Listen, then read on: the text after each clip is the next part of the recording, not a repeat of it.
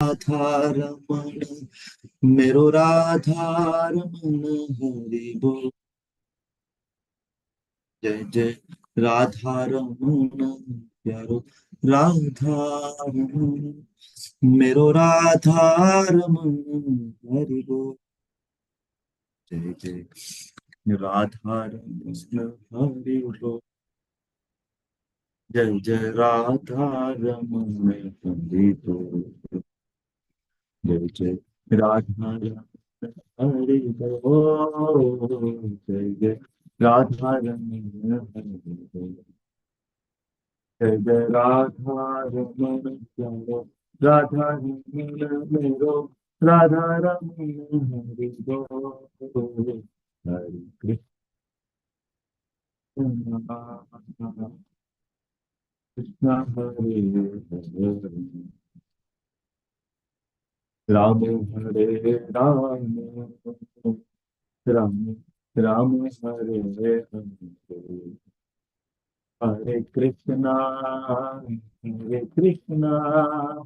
कृष्ण कृष्ण हरे हरे हरे राम हरे राम राम हरे हरे हरे कृष्ण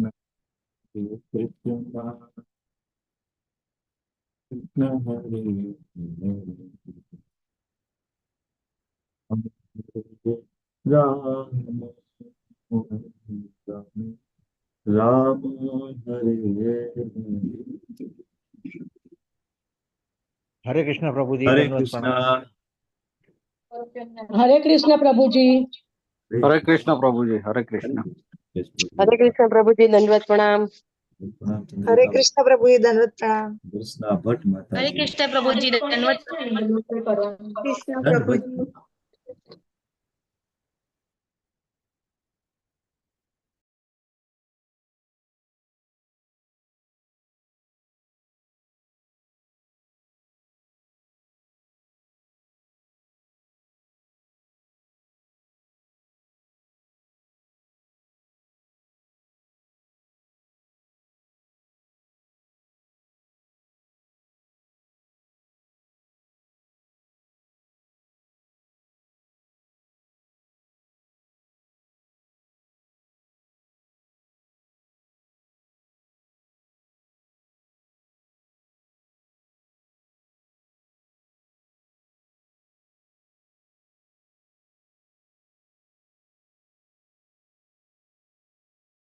हरे कृष्ण प्रभु जी, दंडवत प्रणाम।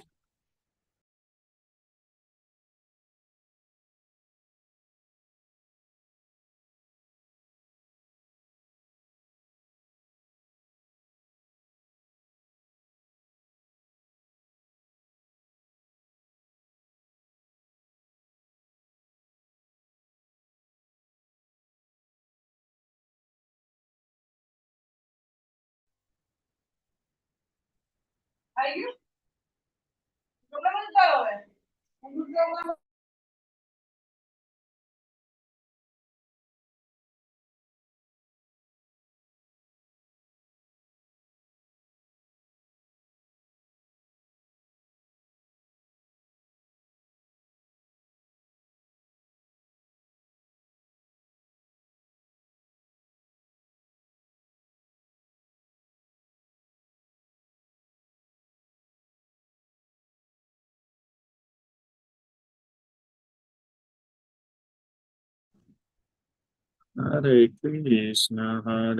कृष्ण कृष्ण कृष्ण हरे हरे हरे राम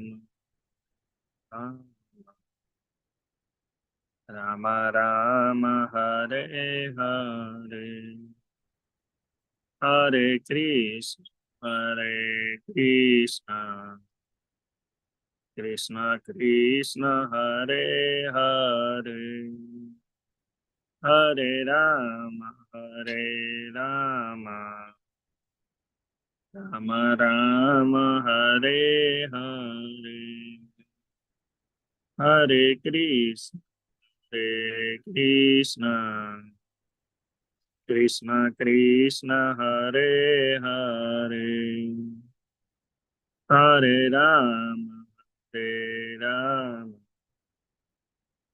રામ રામ હરે હરે.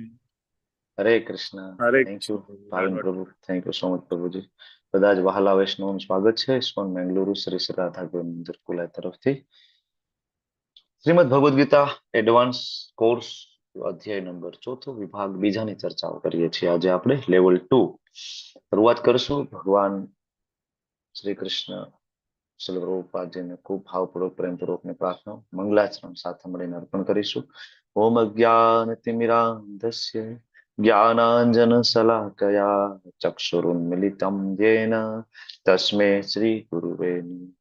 શ્રી ચૈતન્ય મનોભીષ્ટમ સ્થાપિતમ યેન ભૂતલે સ્વયં રૂપ કદા મહ્યમ દદાતિ સ્વપદાંતિકમ વંદેહમ શ્રી ગુરુ શ્રીયુતાપદકમલમ શ્રીગુરુन् વૈષ્ણવાંશ્ચ શ્રીરૂપં સાગ્રજાतं સહગણ રઘુનાથાન્વિतं तं સજીવં સાદ્વૈतं સાવધૂतं પરિજન સહિतं કૃષ્ણ ચૈતન્ય દેવમ શ્રી રાધા કૃષ્ણ પાદાન સહગણ લલિતા શ્રી પ્રશંખાન્વિતંશ્ચ હે કૃષ્ણા કરુણા સિંધુ દીનબંધુ જગતપતે ગોપેશ ગોપિકા કાંત રાધા કાંત નમસ્તુતે તપ્ત કાંચન ગૌરાંગી શ્રી રાધે વૃંદાવનેશ્વરી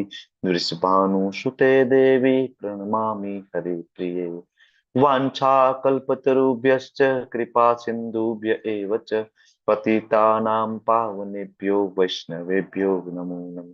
નમો વિષ્ણુપાદાય કૃષ્ણપૃષ્ઠાય ભૂતલે શ્રીમતે ભક્તિવેદાંત સ્વામિનિતિ નામિને નમસ્તે સારસ્વતે દેવે ગૌરવાણી પ્રચારિણે निर्विशेषा शून्यवादी पाश्चात्यादेश तारिणे. जय श्री कृष्ण चैतन्य प्रभु नित्यानंद श्री अद्वैत गदाधर शिवासादि गौर भक्तवृंद. हरे कृष्णा कृष्णा कृष्णा हरे हरे हरे राम राम राम हरे हरे. हरे कृष्ण. હરે કૃષ્ણ પ્રભુજી. કૃષ્ણ રતિલાલ પ્રભુ. હરે કૃષ્ણ પ્રભુજી. હરે કૃષ્ણ પ્રભુજી. હરે કૃષ્ણ પ્રભુજી દંડવત પ્રણામ. કૃષ્ણ પ્રભુજી. પ્રભુ. હરે કૃષ્ણ. હરે કૃષ્ણ પ્રભુજી દંડવત પ્રણામ. દંડવત પ્રણામ. નાના ગુપ્તા પ્રભુજી હરે કૃષ્ણ. વેલકમ. હરે કૃષ્ણ પ્રભુજી. યસ પ્રભુ વેલકમ. તેજલ માતાજી વેલકમ. સુરક્ષા માતાજી આપ સૌનું ખૂબ હરે ખૂબ કૃષ્ણ પ્રભુજી દંડવત પ્રણામ. દંડવત હરે પ્રણામ. કૃષ્ણ સચિન પ્રભુજી પ્રભુ દંડવત પ્રણામ. દંડવત પ્રણામ. હરે કૃષ્ણ. હરે કૃષ્ણ પ્રભુજી. હરે કૃષ્ણ. દંડવત પ્રણામ. શરૂઆત કરશું આજના અધ્યાય તરફ. ધીમે ધીમે આપણે આગળ વધીશું. તો ગઈકાલે આપણે ચોથો અધ્યાય દિવ્ય જ્ઞાનની આપણે ચર્ચા કરી અને ધીમે ધીમે 13 શ્લોક સુધી 14 શ્લોક સુધીની ચર્ચાઓ આપણે પૂર્ણ કરી અને આગળ વધીએ. આપણે જોયું કે અધ્યાયનું કનેક્શન કઈ રીતના આગળના અધ્યાય સાથે છે. તો સૌપ્રથમ અર્જુન ત્રીજા અધ્યાયમાં કન્ફ્યુઝ થાય ને ભગવાનને પૂછે કે ભગવાન જ્ઞાન યોગ કે કર્મયોગ કયા રસ્તા ઉપર મારે જવાનું છે એકચ્યુઅલી તમે મને કહો કે હું યુદ્ધ કરું કે પછી ત્યાગના માર્ગ ઉપર જાઉં, કર્મ કરું કે પછી ત્યાગ જ્ઞાન માર્ગ ઉપર જાઉં. એકચ્યુઅલી બે રસ્તા છે. અર્જુન એવું માને છે કે જુદા જુદા દિશામાં જઈ રહ્યા છે. ભગવાન સરસ અર્જુનને સમજાવે છે અને એટલા માટે જ ભગવાન પહેલા અધ્યાય આપે ત્રીજો કર્મયોગ અને એની કન્ટિન્યુટીમાં આગળ આપે ચોથું દિવ્ય જ્ઞાન. બરાબર. દિવ્ય જ્ઞાન ચાલુ થવાનું એક આ કારણ છે. પેલા કર્મયોગ આપીને ભગવાન દિવ્ય જ્ઞાન આપે છે પછી એ બંનેનું કોમ્બિનેશન એટલે પાંચમો અધ્યાય કૃષ્ણ ભાવના યુક્ત કર્મયોગ. બરાબર. કર્મ સંન્યાસ યોગ. એવું કર્મ કરીએ કે જે સંન્યાસ બરાબર જેને લીધો હોય અને એના કર્મ કરવાથી એને કોઈ પણ પ્રકારના ફળ પ્રાપ્ત નથી થતા જો કૃષ્ણ ભાવનામૃતમાં એ કર્મ કરે તો. બરાબર. તો એવું કર્મ ભગવાન કરવાની આપણને સલાહ આપે છે. ઓકે. તો આ રીતના ચોથો અધ્યાય દિવ્ય જ્ઞાનની શરૂઆત થઈ. બીજો અર્જુનનો પ્રશ્ન હતો કે પ્રભુ સૌથી મોટો દુશ્મન કોણ? તો કે કામ. તો કામને જીતવો કઈ રીતના? તો જીતવા માટે શેની જરૂર પડશે? દિવ્ય જ્ઞાનની. એટલે પણ દિવ્ય જ્ઞાનની શરૂઆત ગઈકાલે થઈ ગઈ છે. અધ્યાયની શરૂઆતમાં આપણે પહેલા જોયું શ્રીમદ ભગવદ ગીતાનો ઇતિહાસ. બરાબર. સૌથી ઇમ્પોર્ટન્ટ વસ્તુ આપણે જોઈ કે ભગવદ ગીતા છે 5000 વર્ષથી નથી આ જગતની અંદર. ભગવદ ગીતા છે કેવી છે? શાશ્વત છે, અવિનાશી છે. એવો કોઈ સમય નહોતો જયારે ભગવદ ગીતા નહોતી. બરાબર. અને બીજું આપણે એ જાણ્યું કે ભગવદ ગીતા શીખવાની જે પદ્ધતિ છે એ પરંપરા, એવમ પરંપરા પ્રાપ્તિ. બરાબર. કોઈને ભગવદ ગીતા સમજવી હોય, જાણવી હોય તો શું કરવું પડશે? એને ઓથેન્ટિક પરંપરામાંથી જ્ઞાન પ્રાપ્ત કરવું પડશે. ગમે ત્યાંથી જ્ઞાન લેવાથી ભગવદ ગીતાનું રહસ્ય ઉજાગર થવાનું નથી. તો આ પરંપરા, પદ્ધતિ. હવે બીજું આપણે ત્રીજા શ્લોકમાં આપણે જે 4 પરંપરાની ગઈકાલે વાત થઈ, આપણી કઈ પરંપરા છે એ ચર્ચા કરી. પરંપરાનું મહત્વ, કાલ આપણે ગઈકાલે ભણી ગયા, સમય લેવલ 1 માં પણ ભણીએ છીએ. આપણે એ પણ જોયું કે આ ભગવદ ગીતા સમજવા માટેની મારી લાયકાત શું? તો કે ભાઈ ભક્ત બનવું પડશે, ભગવાનના સખા બનવું પડશે. ભક્તો અસીમે સખા ચેતી, માત્ર એ જ લોકો ભગવદ ગીતાને સમજી શકે ને શીખી શકે છે. બરાબર. બધા માટે ભગવદ ગીતા નથી. રહસ્યમ એતદ ઉત્તમમ, આ જે ઉત્તમ રહસ્ય છે ભગવાન બધાની સામે ઉજાગર કરતા નથી. જાણ્યું. હવે ભગવાન એમ કીધું કે આ ભગવદ ગીતા મેં પેલા વિવસ્વાનને આપી છે. તો આપણને બધાને કન્ફ્યુઝન થાય કે પ્રભુ વિવસ્વાન, મનુ મહારાજ, ઈશ્વાકુ મહારાજ આ તો બધા તમારી પેલા થઈ ગયા ને, તમે તો 5000 વર્ષ પેલા જ થયા. તો તમે કેવી રીતના એ બધાને જ્ઞાન આપવા ગયા? મનુ મહારાજ, ઈશ્વાકુ મહારાજ તો રામચંદ્રજીના પણ પૂર્વજ છે. તો તમે રામચંદ્રજીના પૂર્વજને જ્ઞાન કેવી રીતના આપ્યું હોય? કારણ કે રામચંદ્રજી ત્રેતા યુગમાં થયા, તમે દ્વાપરમાં થયા છો. બરાબર. આવું કન્ફ્યુઝન અર્જુન 4થા શ્લોકમાં રજૂ કરે અને ભગવાનને પ્રશ્ન પૂછે છે. અને ભગવાન એકચ્યુઅલી આ જે પ્રશ્ન અર્જુન પૂછે છે એ પોતાના માટે નથી. એ જે લોકો નાસ્તિકો છે, જે ભગવાનમાં વિશ્વાસ નથી કરતા, શ્રદ્ધા નથી રાખતા, એના માટે છે. ભગવાન એનો જવાબ આપવા માટે પોતાનું જે દિવ્ય પ્રાગટ્ય છે, બરાબર, એના વિશે 5 થી લઈને 10 શ્લોક, બરાબર, 5, 6, 7, 8, 9, 10, 6 શ્લોકમાં ભગવાન ચર્ચા કરે છે કે પોતાનું પ્રાગટ્ય દિવ્ય છે. એમનો જન્મ આપણા જેવો જન્મ નથી. ભગવાનને ચર્ચા કરે છે ને શરૂઆત જે ભગવાન કરે છે, પહેલો જ શબ્દ ભગવાન આપે છે, અજો અપી સન અવયાત્મા, મારો કોઈ જન્મ નથી. આ સૌથી મોટી કન્ફ્યુઝન છે. ઇવન સનાતની હિન્દુ આપણે બધા પણ, બરાબર, તમે પૂછો કોઈ પણ ને, કૃષ્ણ તો આપણે એમ કે કૃષ્ણ છે આદિ અનાદિ ભગવાન છે, બરાબર. તો પેલો પ્રશ્ન એ કરે કે કૃષ્ણનો તો જન્મ થયો હતો મથુરાની જેલમાં, બરાબર, તો કેવી રીતના ભગવાન હોઈ શકે? બરાબર. ભગવાન છે, પરમ કૃપાળુ છે, વારંવાર અહીંયા લીલા કરવા માટે પ્રગટ થાય છે, આવે છે. અમે લોકો બુક ડિસ્ટ્રીબ્યુશનમાં જાય, પ્રચાર અર્થે જાય, તો લોકોને હંમેશા આ કન્ફ્યુઝન રહે છે.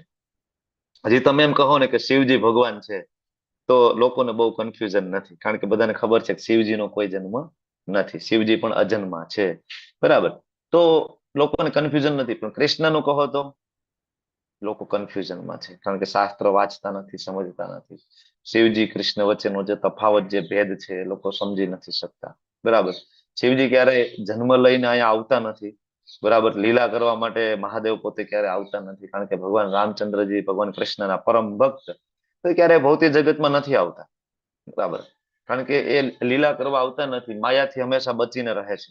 ઇવન ભગવાન મહાદેવ પણ પોતે, એટલે તો લગ્ન કરવાની પણ ના પાડે છે કે ના ના હું મેરેજ નહીં કરું, બરાબર. માયાથી હંમેશા ભગવાન મહાદેવ દૂર ભાગે, તો ક્યારેય જન્મ લઈને જગતમાં આવતા નથી, એટલે એવું લાગે કે એમનો કોઈ જન્મ નથી, બરાબર. ભગવાન શ્રી કૃષ્ણ છે, વારંવાર આવે છે, કારણ કે માયા એની અંડરમાં છે, બરાબર. તો માયા દેવી છે, ભગવાનને ક્યારેય પરાસ્ત કરી શકે નહીં, બરાબર. તો ભગવાનનો કોઈ જન્મ નથી, ભગવાનનો દેહ ક્યારે નાશ ના પામે, ભગવાન વારંવાર આવે, મૂળ રૂપે આવે છે. તો એક જીવ અને ભગવાન વચ્ચેનો આ તફાવત છે, આપણે ભૂલી જાય છે. ભગવાન અર્જુન કહે છે, અર્જુન તો ભૂલી જા છો, બરાબર. આપણાને, તારા ને મારા કેટલાય જન્મ થયા છે આની પહેલા પણ, તું ભૂલી જા છો, મને બધું યાદ રહે, કારણ કે હું ભગવાન છું. તો ભગવાન તમે શું કામ આવો છો? ભગવાન કે ભાઈ જયારે અભ્યુત્થાનમ અધર્મસ્ય, અધર્મનું જયારે વર્ચસ્વ જામે, તો હું ત્યારે પ્રગટ થાઉં છું, બરાબર. બીજું તમારું આવવાનું કારણ શું છે પ્રભુ? તો પરિત્રાણાય સાધુનામ વિનાશાય તે દુષ્કૃતામ ધર્મ સંસ્થાપનાર્થાય સંભવામિ યુગે યુગે. 3 મેઇન પ્રોજેક્ટ ભગવાન લઈને આ જગતમાં આવે છે. પણ આપણે ગઈકાલે એ પણ ચર્ચા કરી કે આ 3 માંથી આમ જોઈએ તો ભગવાનના એક પણ પ્રોજેક્ટ નથી, એકે પ્રોજેક્ટ નથી. ઇવન પરિત્રાણાય સાધુનામ પણ નહીં, વિનાશાય દુષ્કૃતામ પણ નહીં, ધર્મ સંસ્થાપનાર્થાય આના માટે પણ નહીં.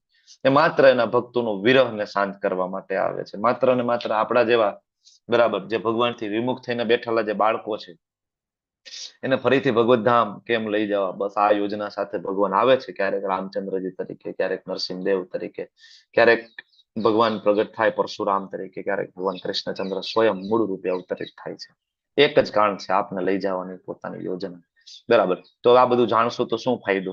ભગવાનનો જન્મ દિવ્ય છે, ભગવાનનો કોઈ જન્મ નથી, એના શરીર આપણું ને એના જેવું શરીર, બે સેમ શરીર નથી. આ બધું જાણીને ફાયદો શું છે ભાઈ? બરાબર. ભગવાનના કર્મ અને આપણા કર્મમાં ફેર છે. આપણે કર્મ કરીએ એનું બંધન થાય છે, ભગવાનને કોઈ કર્મના બંધન નથી, કારણ કે એ ભગવાન છે, એના કર્મ દિવ્ય છે. બરાબર. એ ખાલી છ દિવસના હોય તો પૂતનાનો વધ કરી શકે છે, 7 વર્ષના હોય તો ગિરી ગોવર્ધન મહારાજને ધારણ કરી શકે છે, કાલિયા નાગનું દમન કરી શકે છે. બરાબર. ઇન્દ્ર, બરાબર, ઇન્દ્ર, બ્રહ્મા, બરાબર, વગેરે દેવતાઓ બધા એને દંડવત પ્રણામ કરી રહ્યા છે. તો આપણે એના કર્મ, ઇવન બ્રહ્માજી સાક્ષાત મોહિત થઈ જાય છે ને ભગવાન કૃષ્ણની લીલાથી. આપણે જોઈએ છીએ ને, આ જગતના પ્રથમ જીવાત્મા, આપણા બધાના પિતા એવા બ્રહ્માજી પણ મોહિત થઈ જાય છે. બ્રહ્મ વિમોહન લીલા તમને લોકોને યાદ છે ને? બરાબર. તો બ્રહ્માજી સ્વયં જોવે છે. તો અરે ઇન્દ્ર, જે આપણા બધા કુળદેવી છે, આપણા બધા દેવી દેવતાઓ છે, જેને આપણે પૂજીએ છીએ, માનીએ છીએ, જેને આપણે નૈવેદ્ય અર્પણ કરીએ છીએ. હમણાં નવરાત્રી આવે છે, નૈવેદ્ય અર્પણ કરીશું આપણે બધા. આ બધા જેટલા પણ દેવી છે, બરાબર, જેટલા પણ કુળદેવી છે, બધા જ દેવી દેવતાઓ સ્વર્ગમાં નિવાસ કરે છે. અને બધા જ દેવી દેવતાઓના રાજા એટલે ઇન્દ્ર. અરે આ ઇન્દ્ર સુધા મોહિત થઈ ગયા છે. વિચાર કરો. જયારે ભગવાન કૃષ્ણએ નંદ બાબાને, જ્યોતિ ઉપાધ્યાય માતાજી ફરીથી પ્રશ્ન કરે છે કે મને અવાજ નથી આવતો, તો તમને બધાને આવે છે ને? આવે છે. એમને ચેટ બોક્સમાં કોઈ આવે છે પ્રભુજી, અવાજ આવે છે. આવે છે. બસ બસ બસ, ખબર પડી ગઈ મને. તમે ચેટ બોક્સમાં ગાઈડ કરો એમને, જ્યોતિ માતાજી. બરાબર. તો અથવા જ્યોતિ માતાજીનો કોઈ પાસે નંબર હોય ને, ફોન નંબર, તો એને ફોન કરીને એક વખત કહી દો કે ભાઈ એકવાર રીજોઈન કરો તમે, કારણ કે એને મને લાગે માઇક ચાલુ નહીં કરતા હોય. બરાબર. ઓકે, જ્યોતિ ઉપાધ્યાય માતાજી, માઇક તો એનું ચાલુ છે. તો બરાબર, ભગવાનનો જે જન્મ છે એ આપણા જેવો નથી, આપણે જાણવું જોઈએ. ખાસ યાદ રાખીએ, આપણો ને ભગવાનનો જન્મ સેમ નથી. આગળ ભગવાન કહે છે, કોઈને એમ થાય કે કોઈ આ રીતના જાણીને ગયા છે. આ તો ગયા છે ને, હજારો લોકો ગયા છે. બરાબર. તમે જુઓ નરસિંહ મહેતા, બરાબર, હમણાં ઘણા બધા સંતો થયા, તુલસીદાસ ગોસ્વામી મહારાજ, બધા. અરે મીરાબાઈ, તમે ભગવાન કૃષ્ણની કોઈ દિવસ કે સમાધિ જોઈ છે? અગ્નિ સંસ્કાર કોઈ લોકેશન નથી. રામચંદ્રજીનું સમાધિ, અગ્નિ સંસ્કાર, તમે અયોધ્યા જાવ તો છે એવું લોકેશન ક્યાંય નથી. ભગવાન શ્રી ચૈતન્ય મહાપ્રભુ જગન્નાથપુરીમાં રહ્યા, જગન્નાથપુરીમાં જાવ તો ભગવાન ચૈતન્ય મહાપ્રભુની સમાધિ, અગ્નિ સંસ્કારનું સ્થળ નથી. કારણ કે ભગવાનનું શરીર આપણા જેવું નથી કે એને બાળવું પડે.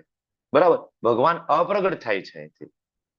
અને જ્યારે કોઈ ભક્તિના ઉચ્ચ સ્તર ઉપર પહોંચે તો ભગવાન એને પણ એવી શક્તિ આપી દે. તમે મીરાબાઈની સમાધિ કે મીરાબાઈને અગ્નિ સંસ્કાર આપ્યા હોય એવી જગ્યા જોઈ છે? ક્યાં છે? જોઈ છે? નથી જોઈ. છે જ નહીં.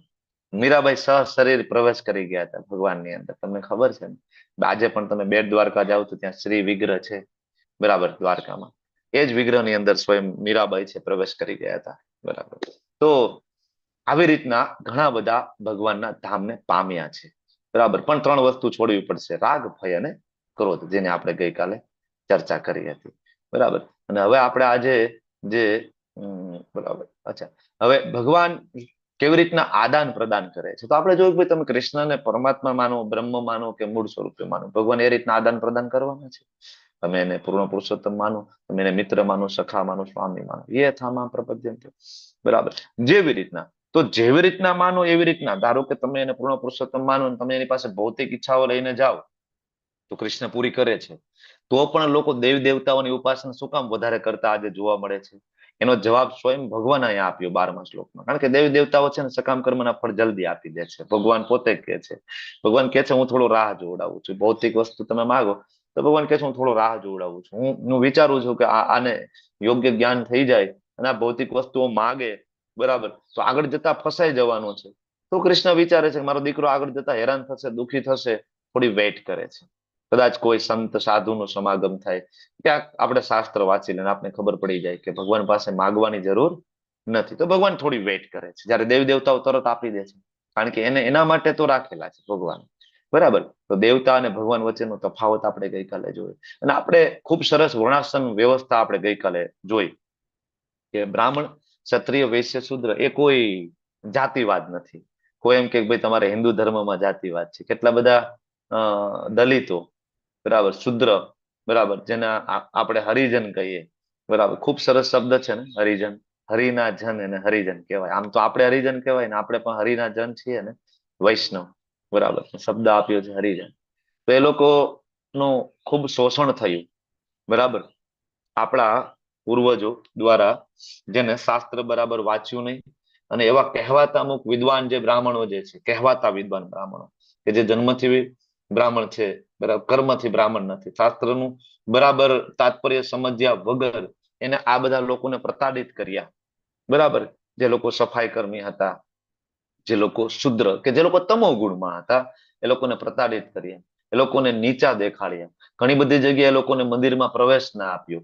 ઘણી બધી જગ્યાએ આપણે ટીવી સિરિયલમાં આપણને બહુ ખાસ તો આ વધારે કહેવાય ચગાવ્યું હોય તો બોલિવૂડમાં તમે જોવો તો એવું આપણને બતાવવા આવે કે એક બ્રાહ્મણ છે એ ગાયત્રી કરી અને નદીમાંથી બહાર નીકળતો હોય, બરાબર, સ્નાન કરીને, અને જો સામે કોઈ સફાઈ કર્મી જોઈ જાય તો કે રામ રામ રામ રામ, મારે પાછું સ્નાન કરવું પડશે. અથવા જો એને કહેવાય સ્પર્શ કરી જાય તો આવું બધું ચાલ્યું. શાસ્ત્રનો બરાબર અર્થ ના કાઢ્યો તો ઘણા બધા આ રીતના દલીલો હરિજન એ પ્રતાડિત થયા, દુઃખી થયા, અને એ લોકો ધર્મ પરિવર્તન કરી રહ્યા છે. એ લોકો બૌદ્ધ ધર્મ અપનાવી રહ્યા છે, બરાબર, ધીમે ધીમે બૌદ્ધ તરફ આગળ વધી રહ્યા. એને શું ખબર કે ભગવાન બુદ્ધ એ ભગવાન વિષ્ણુના જ અવતાર છે ને અલ્ટિમેટલી તો કૃષ્ણ તરફ જઈ રહ્યા છે, પણ સાચી રીત નથી, ખોટી પદ્ધતિ, બરાબર. તો આપણે સમજવું જોઈએ કે ભગવાને ક્યાંય જાતિવાદ આપ્યો નથી. તમે ક્યાં પણ જાઓ આખા વિશ્વમાં, બ્રાહ્મણ, ક્ષત્રિય, વૈશ્ય, શૂદ્ર ચારે ચાર તમને જોવા મળશે. કારણ કે બ્રાહ્મણ એટલે પ્રિસ્લી ક્લાસ છે, જે સત્વગુણમાં હોય એવા લોકો, બરાબર. ક્ષત્રિય એટલે કે એડમિનિસ્ટ્રેટિવ ક્લાસ છે, ડિફેન્સ ક્લાસ છે, બરાબર. તો તમે ક્યાંય પણ જાઓ એડમિનિસ્ટ્રેટિવ પ્રોફાઇલ તમને મળશે ને, લીડર મળશે, તમને આર્મી મળશે ને કોઈ પણ દેશની અંદર, તો એ ક્ષત્રિય છે, બરાબર. વૈશ્ય એટલે બિઝનેસ ક્લાસ. તમે ક્યાંય પણ જાઓ તમને વેપારી વર્ગ મળશે ને, અમેરિકા જાઓ, ચીન જાઓ, જાપાન જાઓ, અફઘાનિસ્તાન જાઓ, પાકિસ્તાન જાઓ, તો પાકિસ્તાનમાં છે બ્રાહ્મણ, ક્ષત્રિય, વૈશ્ય, શૂદ્ર. અને શૂદ્ર એટલે શ્રમિક વર્ગ, લેબર વર્ગ. તો લેબર વર્ગ ક્યાં નથી? લેબર વર્ગ કયો, લેબર વર્ગ વગર કયો દેશ ચાલી શકે? કયો દેશ ચાલી શકે? એકે દેશ ચાલી શકે? તો આ ચારે વગર એકે દેશ ના ચાલી શકે, બરાબર. તો ચારે ચાર જે છે પાયા છે, બરાબર, વર્ણાશ્રમ ધર્મ. ઓકે. તો આ બધું ભગવાન ઘણા બધા એવો દોષ દેતા હોય કે આ બધું ભગવાને કર્યું છે તો ભગવાને પણ પાપ લાગે, ભગવાનને શ્રાપ લાગ્યા. ભગવાન આવે, એને મનુષ્ય શરીર લીધું તો એને પણ પાપ લાગે છે. તો ભગવાન કે નહીં નહીં નહીં, નમામ કર્માણી લિંપંતિ નમે કર્મ ફલે સ્પૃહા, મને કોઈ કર્મનું બંધન નથી.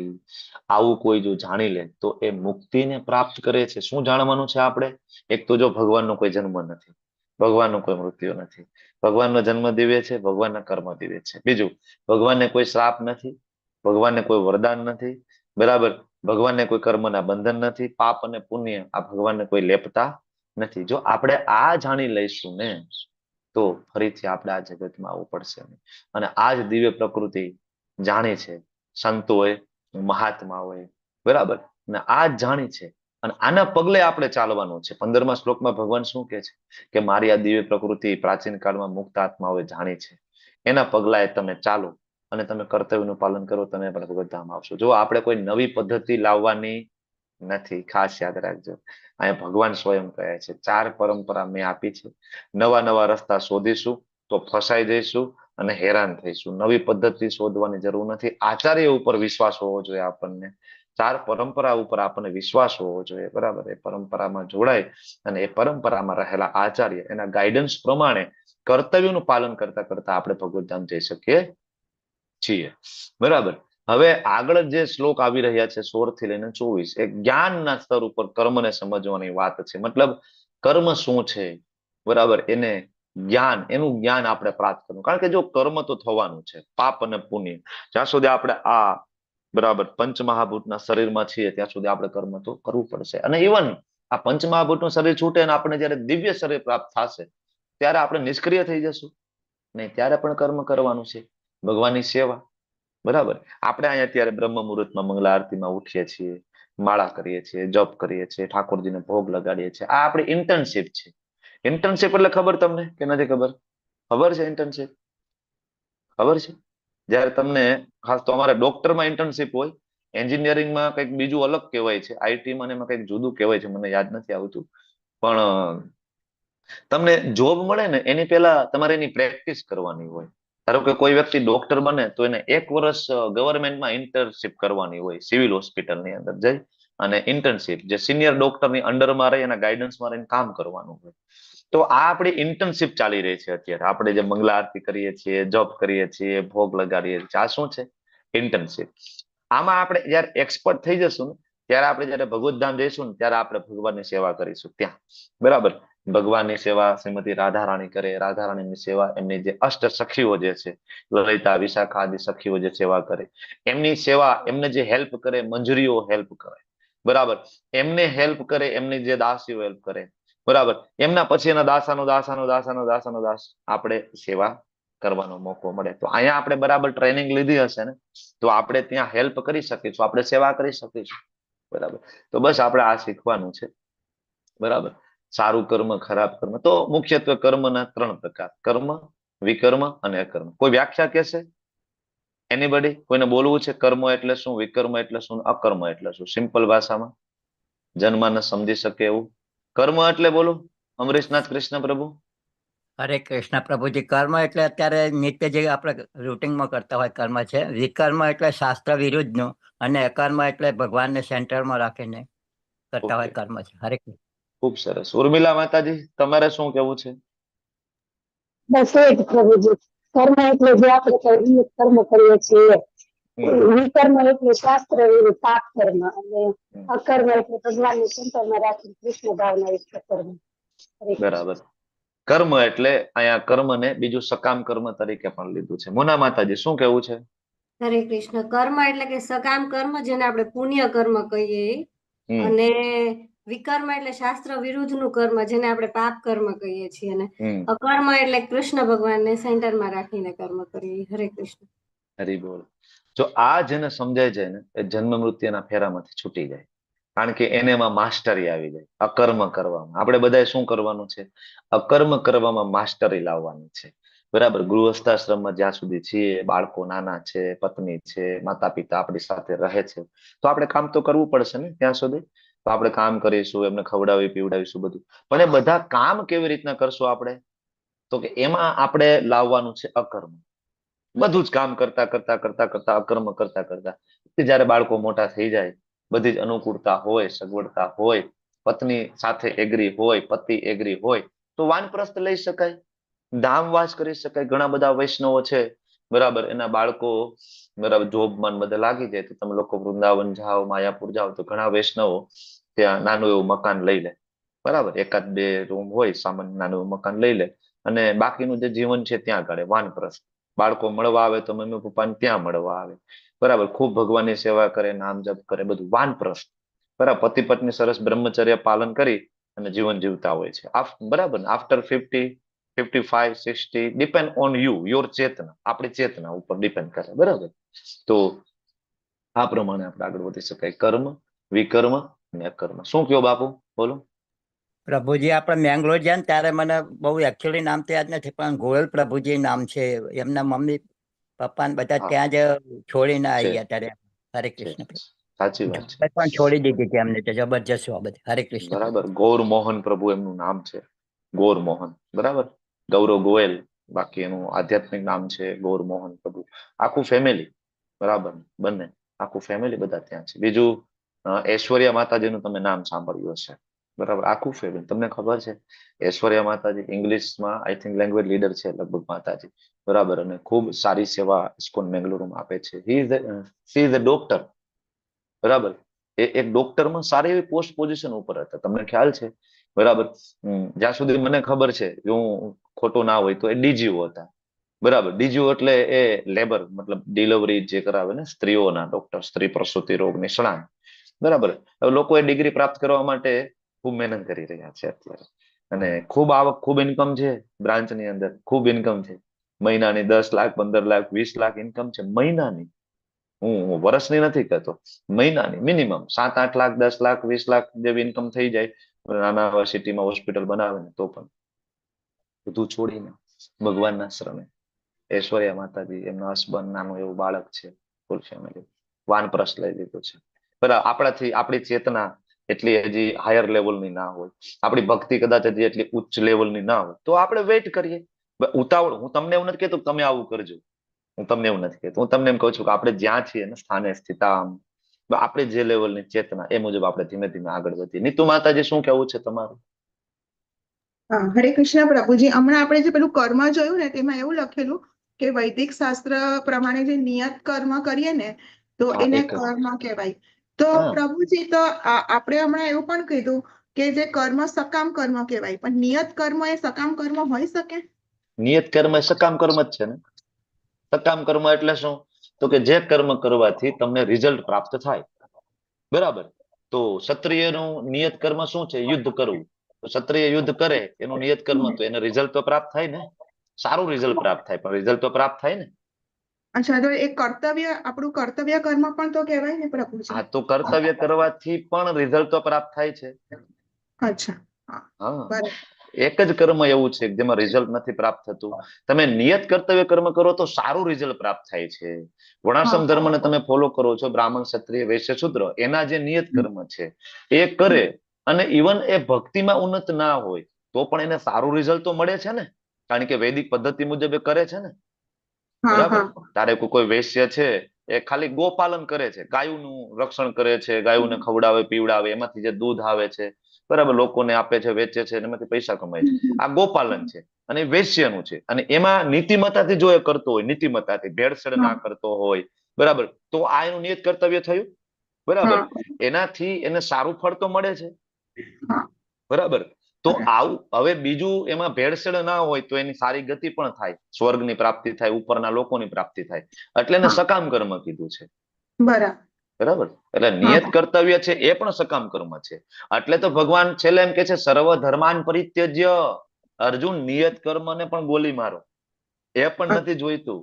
નિયત કર્મ કોને કહેવાય? ક્ષત્રિયનો નિયત કર્મ છે, બરાબર, એને બીજાનું રક્ષણ કરવું.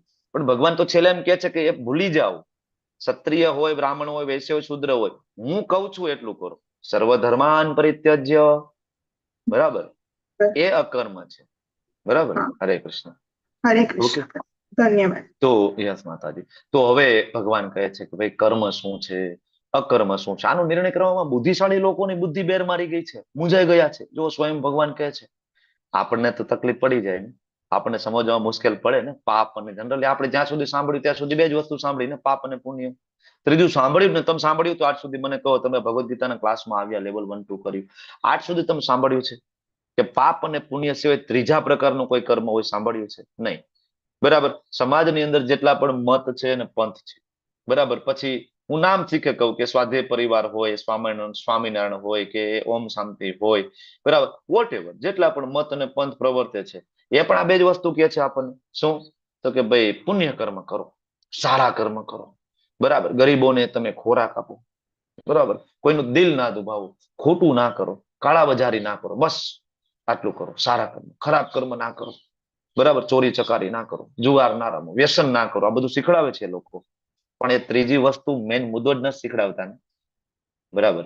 કારણ કે તમે સકામ કર્મ કરતા શીખડાવો છો લોકોને, પણ એનું તો બંધન છે, સકામ કર્મનું બંધન છે. એટલે આમાં આ બધા બુદ્ધિશાળી લોકો, આપણે આમ જોઈ તો આમ મોટા મોટા મત અને પંથ લઈને બેઠા છે લોકો. ઇવન એમાં કેટલા લોકો તો એવા છે કે જેને વૈરાગ્ય પણ ધારણ કર્યું છે કે નહીં?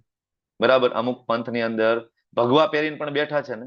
બરાબર. સંપૂર્ણ સમાજનો, ઘર પરિવારનો ત્યાગ કરીને બેઠા છે ને. તો આમ જોઈએ તો સમાજની દ્રષ્ટિએ એ લોકો બુદ્ધિશાળી કહેવાય કે ના કહેવાય? છતાં પણ એને ખબર નથી પડતી કે અકર્મ કરવાનું છે. તો આ લોકોની મતિ મૂંઝાઈ જાય છે કે શું કરવાનું છે. બરાબર. એટલે ભગવાન કહે છે કે હું સમજાવું, કર્મ શું છે, અકર્મ શું છે, વિકર્મ શું છે, આ બધાની સમજૂતી હું આપીશ. અને આ સમજશો ને પછી તમે બધા અશુભમાંથી મુક્ત થશો. બરાબર. કારણ કે ધર્મ તું સાક્ષાત ભગવત પ્રણીતમ, ધર્મ છે ભગવાન આપ્યો છે. તો આપણે અર્જુન જેમ ભગવાન પાસે શીખી રહ્યા છે, બરાબર, એમ આપણે પણ જે 12 મહાજનો જે છે એમની પાસે શીખવું જોઈએ. 12 મહાજનો નામ આવડે છે કોઈને? 12 મહાજનોએ શું કર્યું છે એ આપણે કરવાનું. બોલો, કયા કયા નામ આવડે છે 12 મહાજનમાં? એક તો જનક રાજા છે, જનક રાજા, બ્રહ્માજી, નારદજી, શંકર, બ્રહ્માજી, નારદજી, શિવજી, જનક રાજા, શિવજી, જનક રાજા, પિતામહ, કપિલ, ભીષ્મ પિતામહ, યમરાજ, બલિ મહારાજ, કપિલ બરાબર ને કપિલ ભગવાન કપિલ, પછી સુખદેવ ગોસ્વામી, યમરાજ, સુખદેવ ગોસ્વામી, યમરાજજી આવી ગયું, પછી બલિ મહારાજ આવી ગયું, જનક રાજા આવી ગયું, પરશુરામ, નહીં પરશુરામ ભગવાન નથી, ધ્રુવ મહારાજ, પરશુરામ ભગવાન નથી, ધ્રુવ મહારાજ નથી, પ્રહલાદ મહારાજ છે, ભીષ્મ પિતામહ છે, હા પૃથુ મહારાજ નથી, બાર મહાજનમાં પૃથુ મહારાજ નથી, ચતુષ્કુમાર, સનત કુમારો, 4 કુમાર, આ એક જ બાકી હતું, બરાબર, બાકી બધા થઈ ગયા, બરાબર. તો બ્રહ્માજી, શિવજી, નારદજી, મનુ મહારાજ, 4 કુમાર, પછી ભગવાન કપિલ, પ્રહલાદ મહારાજ, યમરાજ, ભીષ્મ પિતામહ, સુખદેવ ગોસ્વામીજી અને જનક રાજા અને બલિ મહારાજ, બરાબર. આ 12 મહાજન છે. આ લોકોએ શું કર્યું છે આના વિશે વાંચો, બરાબર, એમનો સંવાદ વાંચો, બસ આ કરવાનું છે, બરાબર. આ તમે વાંચશો ને તો તમારી મતિ મૂંઝાશે નહીં. બાકી ભૌતિક જગતના કહેવાતા બુદ્ધિશાળી લોકોની પણ મતિ મૂંઝાયેલી છે કે શું કરવું જોઈએ, સારું કયું ખરાબ. કારણ કે કર્મની આટેગુટી સમજવીને બહુ મુશ્કેલ છે. જો આ 4.17 ઘણી વખત આપણે પ્રશ્ન પૂછતા હોય કે પ્રભુજી, બરાબર, એનો તો કહેવાય કે સારા કામ નથી કરતો, પાપી માણસ છે, છતાં એ ખૂબ મજા કરે છે, અને પ્રભુજી ઘણા બધા એવા મેં લોકો જોયા છે જે સાત્વિક છે તો દુઃખી છે. અરે ભાઈ, કર્મની આટીકુટી સમજવી મુશ્કેલ છે. તમે જે જોવો છો એ તો એનું આ જીવન, આ શરીર, આ સમયને આધીન જોઈ રહ્યા છો ને. એને આની પહેલા કેટલા બધા શરીર ગ્રહણ કરેલા છે, સમય શાશ્વત છે, આત્માનું કોઈ મૃત્યુ નથી. તો આગળના જન્મમાં રહેલા એના કર્મનું સંચિત ફળ અત્યારે પ્રાપ્ત થતું હોય, અત્યારે જે પાપ કર્મ કરે છે એનું સંચિત ફળ એને કદાચ, બરાબર, ટૂંક સમયમાં પ્રાપ્ત થાય અથવા લાંબા ગાળે પ્રાપ્ત થઈ શકે છે. જરૂરી નથી તાત્કાલિક જ રિઝલ્ટ મળે, બરાબર. આપણું આયુષ્ય બહુ નાનું છે, બરાબર.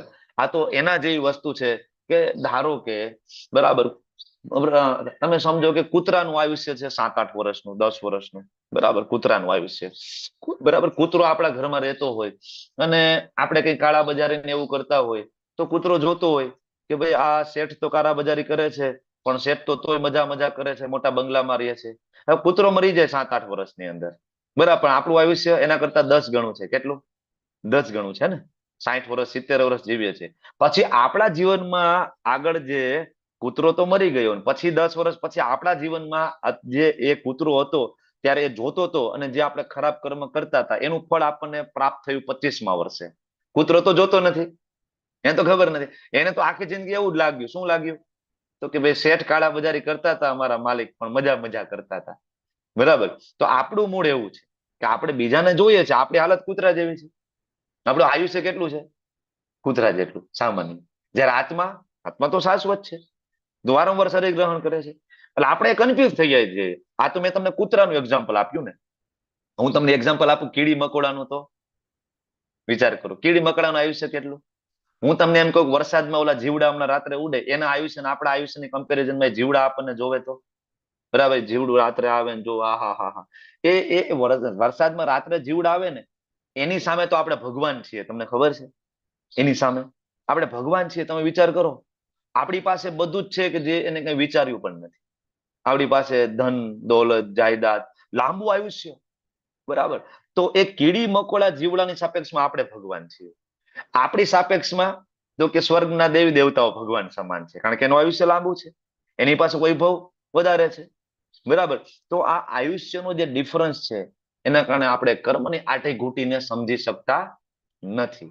ખૂબ જ અઘરું છે, બરાબર. આપણે ક્યારે ના સમજી શકીએ કયા કર્મના કારણે મને અત્યારે આ શરીર મળ્યું. તમે મને કહી શકો તમારા કયા કર્મના કારણે આજે તમે ભારતમાં જન્મ થયો, અમેરિકામાં તમે ગયા છો, કેનેડામાં ગયા છો, ખૂબ સારું જીવન જીવો છો? કહી શકો છો? નહીં કહી શકો. તમે મને એ કહી શકો છો કે કયા તમારા કર્મના કારણે કયું એવું પર્ટિક્યુલર કર્મ તમારાથી ભૂતકાળમાં થયું કે તમને સાસુ સારી ના મળી, પતિ સારો ના મળ્યો, બરાબર, અથવા તો દીકરા છે એ કહેવાય કુમાર્ગે જતા રહ્યા? તમે કહી શકો છો? નહીં કહી શકો. કારણ કે કર્મની આટીકુટી સમજવી બહુ મુશ્કેલ છે. તો શું કરવાનું? સમજવાની જ નહીં. સમજવાની કોના માટે? આપણા માટે સમજવાની. બીજા બધાનું ભૂલી જાઓ. એને શું કર્યું છે ને એના કર્મનું ફળ મળે છે ને નથી મળતું આ ભૂલો. આપણે કોના માટે શીખવાનું છે? બસ કર્મના સિદ્ધાંતો આપણા માટે. અને એ જયારે સમજી જશું તો શું થશે, તો કે આપણે આમાંથી બહાર નીકળી જઈશું. કર્મની જે આટેગુટીમાં વારંવાર જે જન્મ થાય છે ને, બસ આમાંથી આપણે બહાર નીકળવું હોય તો આપણે જાણવું પડશે પાપ, પુણ્ય અને ભક્તિ. કર્મ એટલે કે સકામ કર્મ, બીજું વિકર્મ અને ત્રીજું અકર્મ. આ ત્રણેય વસ્તુ જાણવી પડશે. બરાબર. વિકર્મી કોને કહેવાય? વેદો આયરે લેવા દેવા નથી. તો ગતિ શું થાય? નીચલી યોની. અને સંત લોકો બિલકુલ આને પ્રશંસા કરતા નથી, કારણ કે જીવનનો ઉદ્દેશ્ય એને ખોઈ દીધો છે. બીજું સકામ કર્મીઓ પવિત્ર છે, સારા છે, વેદો વાંચે છે, દેવી દેવતાઓને ભજે છે અને આગળ સ્વર્ગમાં પણ જાય છે, પણ અંતે પાછું શું થાય છે? ક્ષીણે પુણ્યે મૃત્યુલોકમ વિસંતિ. બરાબર. જેવા તમારા ને પુણ્યનું ભાથું, તમે જેને અહીંયા વાતો કરો ને જનરલ પબ્લિકમાં શું કહે? ભાઈ પુણ્યનું ભાથું બાંધી લઈ, પુણ્યનું ભાથું બાંધી લઈ. લોકો કૂતરાને લાડવા ખવડાવતા હોય, રોટલી ખવડાવતા હોય, બધું કરતા. હું એમ ના નથી પાડતો કે આ ના કરવું જોઈએ. તમે સમજજો. બરાબર. હવે તમે સમજી ગયા છો ને કે હું જયારે આ વાત કરી રહ્યો છું તો હું આ લોકોને ક્રિટિસાઇઝ નથી કરતો કે ભાઈ આ ખોટું કરે છે, એમ નથી કહેતો. તમે સમજી રહ્યા છો ને કે નથી સમજી રહ્યા? જયારે હું એમ કહું છું કે અનાથ આશ્રમમાં લોકો દાન આપે છે, ગરીબોને ખાવાનું આપે છે, ધાબળા ઓઢાડે છે, તો હું આ જયારે શબ્દ બોલું છું તો એનો મતલબ એવો નથી કે હું ના પાડું છું કે ના કરવું જોઈએ. મારો કહેવાનો મતલબ શું છે? તો કે પદ્ધતિ ખોટી છે. પદ્ધતિ ખોટી છે. ઇસ્કોનમાં પણ આ વસ્તુ નથી થતી. કરીએ છીએ ને ફૂડ ફોર લાઈફ, ઇસ્કોનમાં નથી ચાલતું? ચાલે છે ને. ઇસ્કોનમાં પણ ફૂડ ફોર લાઈફ ચાલે છે. નથી આપણે ખવડાવતા ગરીબોને ખીચડી પ્રસાદમ? તમે ક્યારેક માયાપુર જાઓ, વૃંદાવનમાં ક્યારેક જાઓ ને, તમે પ્રેમ મંદિરની બહાર નીકળો અને જ્યાં બરાબર ત્યાં બાર ચોક આવશે, રાધારાણી અન્નક્ષેત્ર છે. ત્યાં રાધારાણી અન્નક્ષેત્ર 12 મહિના તમે રાધારાણી અન્નક્ષેત્રમાં જઈને જમી શકો છો. અન્નક્ષેત્ર, રાધારાણી અન્નક્ષેત્ર. પ્રભુજી ભગવાનના પ્રસાદ તરીકે છે ને આ બધું. યસ, ડિફરન્સ છે. ચેતનાનો તફાવત છે. આપણે એ સમજાવવા માંગીએ છીએ. વૃંદાવનમાં કેટલા બધા એવા અન્નક્ષેત્ર ચાલે છે કે જ્યાં 12 મહિના તમને ભોજન પ્રાપ્ત થાય છે. બરાબર. ક્યાંક બરાબર મિનિમમ રાશિ લેવામાં આવે છે અને ક્યાંક ફ્રી આપવામાં આવે છે. પણ એ બધું કૃષ્ણ પ્રીત્યાર્થે થઈ રહ્યું છે. ફરક છે. કોઈ પોતે કરે અને કોઈ કૃષ્ણને સેન્ટરમાં મૂકે. બરાબર. તો આ વિકર્મ અને આ છે સકામ કર્મ. ત્રીજું આવે અકર્મ.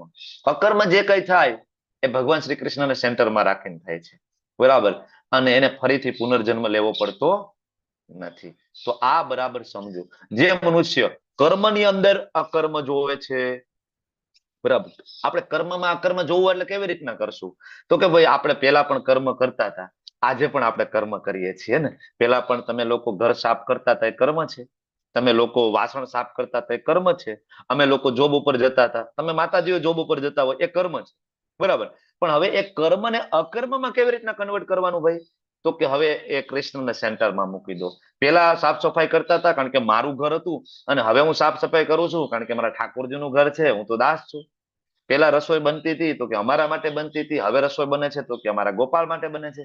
ઘરમાં અમારા વડીલ બિરાજમાન છે, ઠાકોરજી બિરાજમાન છે. બરાબર. આ ચેતના સાથે થાય તો શું થયું? કર્મની અંદર અકર્મ અને અકર્મની અંદર કર્મ. જો સમજવા જેવું છે. ક્યારેક આ શ્લોક ગોટે ચડાવી દે. કર્મમાં અકર્મ કેવી રીતના જોવાનું અને અકર્મમાં કર્મ. અકર્મની અંદર કર્મ એટલે અકર્મનો મતલબ એવો નથી કે કર્મ કરવું નહીં. ઘણા બધા એમ કે કર્મ, વિકર્મ, ત્રીજું અકર્મ. બસ અકર્મ એટલે કઈ નહીં, હિમાલયમાં જવાનું, ઓ પૂરું. અકર્મ, કઈ કરવાનું નહીં. અકર્મનો મતલબ એ નથી. અકર્મની અંદર કર્મ જોવાનું છે. તો અકર્મમાં પણ કર્મ કરવું એટલે કે સવારે ઉઠી મંગલા આરતી કરવી, બરાબર, ભાગવતમ વાંચવું, ક્લાસ એટેન્ડ કરવા, બુક ડિસ્ટ્રીબ્યુશન ની અંદર જવું, કે જે અકર્મના રસ્તા ઉપર છે એ પણ કર્મ કરી રહ્યા છે. તો કર્મમાં અકર્મ અને અકર્મમાં કર્મ. આ વસ્તુ આપણે ખાસ જોવાની છે. અકર્મ એટલે એવું નહીં કે નો એક્ટિવિટી, એમાં કર્મ કરવાનું છે. અને આ મનુષ્ય બુદ્ધિમાન છે. જો આ આપણે શીખવાનું છે. ભગવાન આપણને કહે છે કે આ તમે શીખો, અને આ જયારે તમે શીખી જશો, અકર્મમાં તમારી એક્સપર્ટીઝ આવી જશે ને, તો તમે દરેક પ્રકારના કર્મમાં પરાવાયેલા હોય તો પણ તમે દિવ્ય અવસ્થાને પ્રાપ્ત કરશો. કેટલી મોટી વાત છે. આપણે મેંગલુરુ જાય અત્યારે તમે જુઓ, નામનિષ્ઠા પ્રભુને મળો તો તમને એમ લાગે કે નામનિષ્ઠા પ્રભુ ઇઝ સુપર બિઝી. બહુ બિઝી છે. કોઈ મોટા બિઝનેસમેન હોય, બરાબર, એટલા એ પોતે બિઝી છે. બરાબર, વાત કરવાનો સમય નથી એની પાસે, ખૂબ બિઝી છે. તમે જોવો તો મંદિર બનાવવા માટે ડોનેશન ફંડ એકઠું કરવું, બરાબર, એની અલગ અલગ કેવા પ્રેઝન્ટેશન તૈયાર કરવા, અલગ અલગ બેચ ચાલુ કરવી, એના માટેની બધી તૈયારીઓ કરવી, બરાબર. મંદિર માટે ક્યાંથી લાકડું લઈ આવવું, કેવા ડોર ફિટ કરશું, વિગ્રહ ક્યાંથી સુંદર મજાના પ્રાપ્ત થશે, બરાબર, કોણ સરસ મજાનું કાર્વિંગ કરશે, સતત બિઝી છે, સતત ફોન ચાલુ છે. સવારના 3 વાગ્યાથી લઈને રાતના 11, 11:30, 12 વાગ્યા સુધી બિઝી છે. તો આપણે એવું લાગે આ કામમાં બિઝી. અમે મકાન ઘરનું બનાવતા હતા, હું બિઝી હતો, આપણે બિઝી નથી થઈ જતા? તમે લોકોએ ઘરનું મકાન બનાવ્યું હશે ને ક્યારેક? કેટલા બિઝી થઈ જાય ખબર છે? એકવાર બનાવો બીજી વાર નામ નો લ્યો, બીજી વાર એમ થાય કે આ રેડીમેડ લઈ લેવાય. ઘરનું બનાવવાનું માથાકૂટ ન કરે, પાયા ખોદીને બનાવવાનું, માથે ઉભું રહેવું, અને 6 મહિને વર્ષે જે બને ને, એ તો જેને બનાવ્યું હોય ને ખબર પડે. 10 કિલો વજન ઘટી જાય, બરાબર. એ બધા મજૂરને સાચવવા, બધા કડિયાને સાચવવા, લોખંડ ક્યાંથી આવશે, સિમેન્ટ ક્યાંથી આવશે, સિમેન્ટમાં ભેળસેળ કરે છે કે નહીં, આ તો મારો અનુભવ રહ્યો છે, બરાબર. એટલે હું તમને કહું છું કે અઘરામ અઘરું કામ, સુપર બિઝી થઈ જાવ તમે કાંઈ ના કરી શકો, બરાબર. તો આપણે બિઝી અને મેંગલુરુ જાય તો નામ નિષ્ઠા પ્રભુ ફૂલ બિઝી, તો બે સરખું છે? એ નથી. એ બરાબર સર્વ પ્રકારના કાર્યમાં એ પરોવાયેલા છે, છતાંય કેવી અવસ્થામાં છે? દિવ્ય અવસ્થામાં. આપણે કેવી અવસ્થામાં છીએ? ભૌતિક અવસ્થામાં. આપણે મૃત્યુ થાય શું યાદ આવે? આપણું ઘર યાદ આવે. આપણું ઘર યાદ આવશે શું થશે? તો આપણે સાપ બનીને ફરશું ઘરની આજુબાજુમાં, બરાબર. કૂતરો બનીને બહાર રખેવાળી કરશું. જે કોઈ ઘરની નજીક આવશે તો તરત આપણે પાછળ દોડશું. કા તો મારું ઘર છે. આવું થાય. ઘર સાથે બહુ આસક્તિ હોય, સગાવાલા સાથે બહુ આસક્તિ હોય, ગાડી બંગલા સાથે બહુ આસક્તિ હોય ને, એની આજુબાજુમાં જ, બરાબર, પછી ફરતા હોય, બરાબર. એક સરસ મજાની એક એના ઉપર રિયલ ઇન્સિડન્સ કથા પણ છે, બરાબર. દાદા છે સાપ બનીને પાછા આવ્યા, જાતા જ નહોતા, બરાબર. એના છોકરા પકડીને લાકડીથી મારી નાખ્યા છેલ્લે. ના શું નીકળે ઘરમાંથી, બરાબર. તો આ છે આસક્તિ, બરાબર. પછી એનો ફરીથી રીબર્ન થાય છે, બરાબર. એકચ્યુઅલી નારદજી એક દાદા પાસે જાય છે, મને યાદ આવે છે થોડું થોડું, એટલે હું ફરીથી તમને પહેલેથી કહેવાની કોશિશ કરું છું. એક દાદા છે, બરાબર. તો પેલા તો શરૂઆતમાં યંગ છે, નારદજી જાય છે, ભાઈ થોડું ભક્તિ કરી લો, થોડું થોડું અકર્મ કરી લો. ના મારી પાસે અત્યારે ટાઈમ નથી, જો હું કેટલો બિઝી છું, યુવાન છું, હજી તો મારે પૈસા કમાવા છે. નારદજી કે તું કઈ વાંધો હું પછી આવીશ. લગ્ન થયા, બરાબર, જોબ મળી ગઈ. નારદજી કે હવે લગ્ન થઈ ગયા, જોબ મળી ગઈ, પૈસા આવે ને આવક, થોડુંક સાથે અકર્મ કરી લે, ભક્તિ કરી લે. હું કેટલો બધો બીજી જોવો તો ખરી, મારે 2 છોકરા છે, પત્ની છે, આમાંથી હું નવરો નથી થતો, તમે પછી આવજો. નારદજી પછી આવ્યા, છોકરા મોટા થયા, બરાબર. નારદજી પાછા જાય, હવે તો છોકરા મોટા થઈ ગયા, કામ કરે. અરે પણ કામ કરી વાત સાચી, લગ્ન બાકી છે, એના લગ્ન થઈ જાય મારે તો ત્યાં સુધી એનું દેખરેખ રાખવી પડશે ને. નારદજી કે વાંધો નહીં. પછી આવ્યા, હવે તો છોકરાઓના લગ્ન થઈ ગયા. હવે દાદા હવે તો હાલો, કે હવે તો થોડું અકર્મ કરી લઈ, ભગવત ધામ જઈએ આપણે. દાદા કે પણ આ છોકરા હજી તો નવા બિઝનેસમાં આવ્યા છે, આને શું ખબર પડે કેમ બિઝનેસ કરવો હોય? મારે એને ગાઈડન્સ આપવું પડશે ને કેમ બિઝનેસ કરવો હોય. મારે આ જો આ મારા 50 વર્ષનો અનુભવ છે, તો આ મારે અનુભવ એને આપવો પડશે ને. હવે એ અનુભવ આપે. હવે પછી તો કે ના હજી તો હવે તો મારા છોકરા નાના છે. એમ કરતા કરતા દાદાનું પ્રાણ પ્રખેર ઉડી ગયું, બરાબર. પછી દાદા સાપ બનીને આવ્યો, હું તમને વાત કરતો હતી ઘરમાં. દાદા પછી ત્યાં ફરે છે ઘરની અંદર, બરાબર. અને પછી નારદજી જાય છે કે હવે તો હાલો, હવે તો સાપ બનીને ફરવો છો, હવે આવું જ ભગવત ધામ.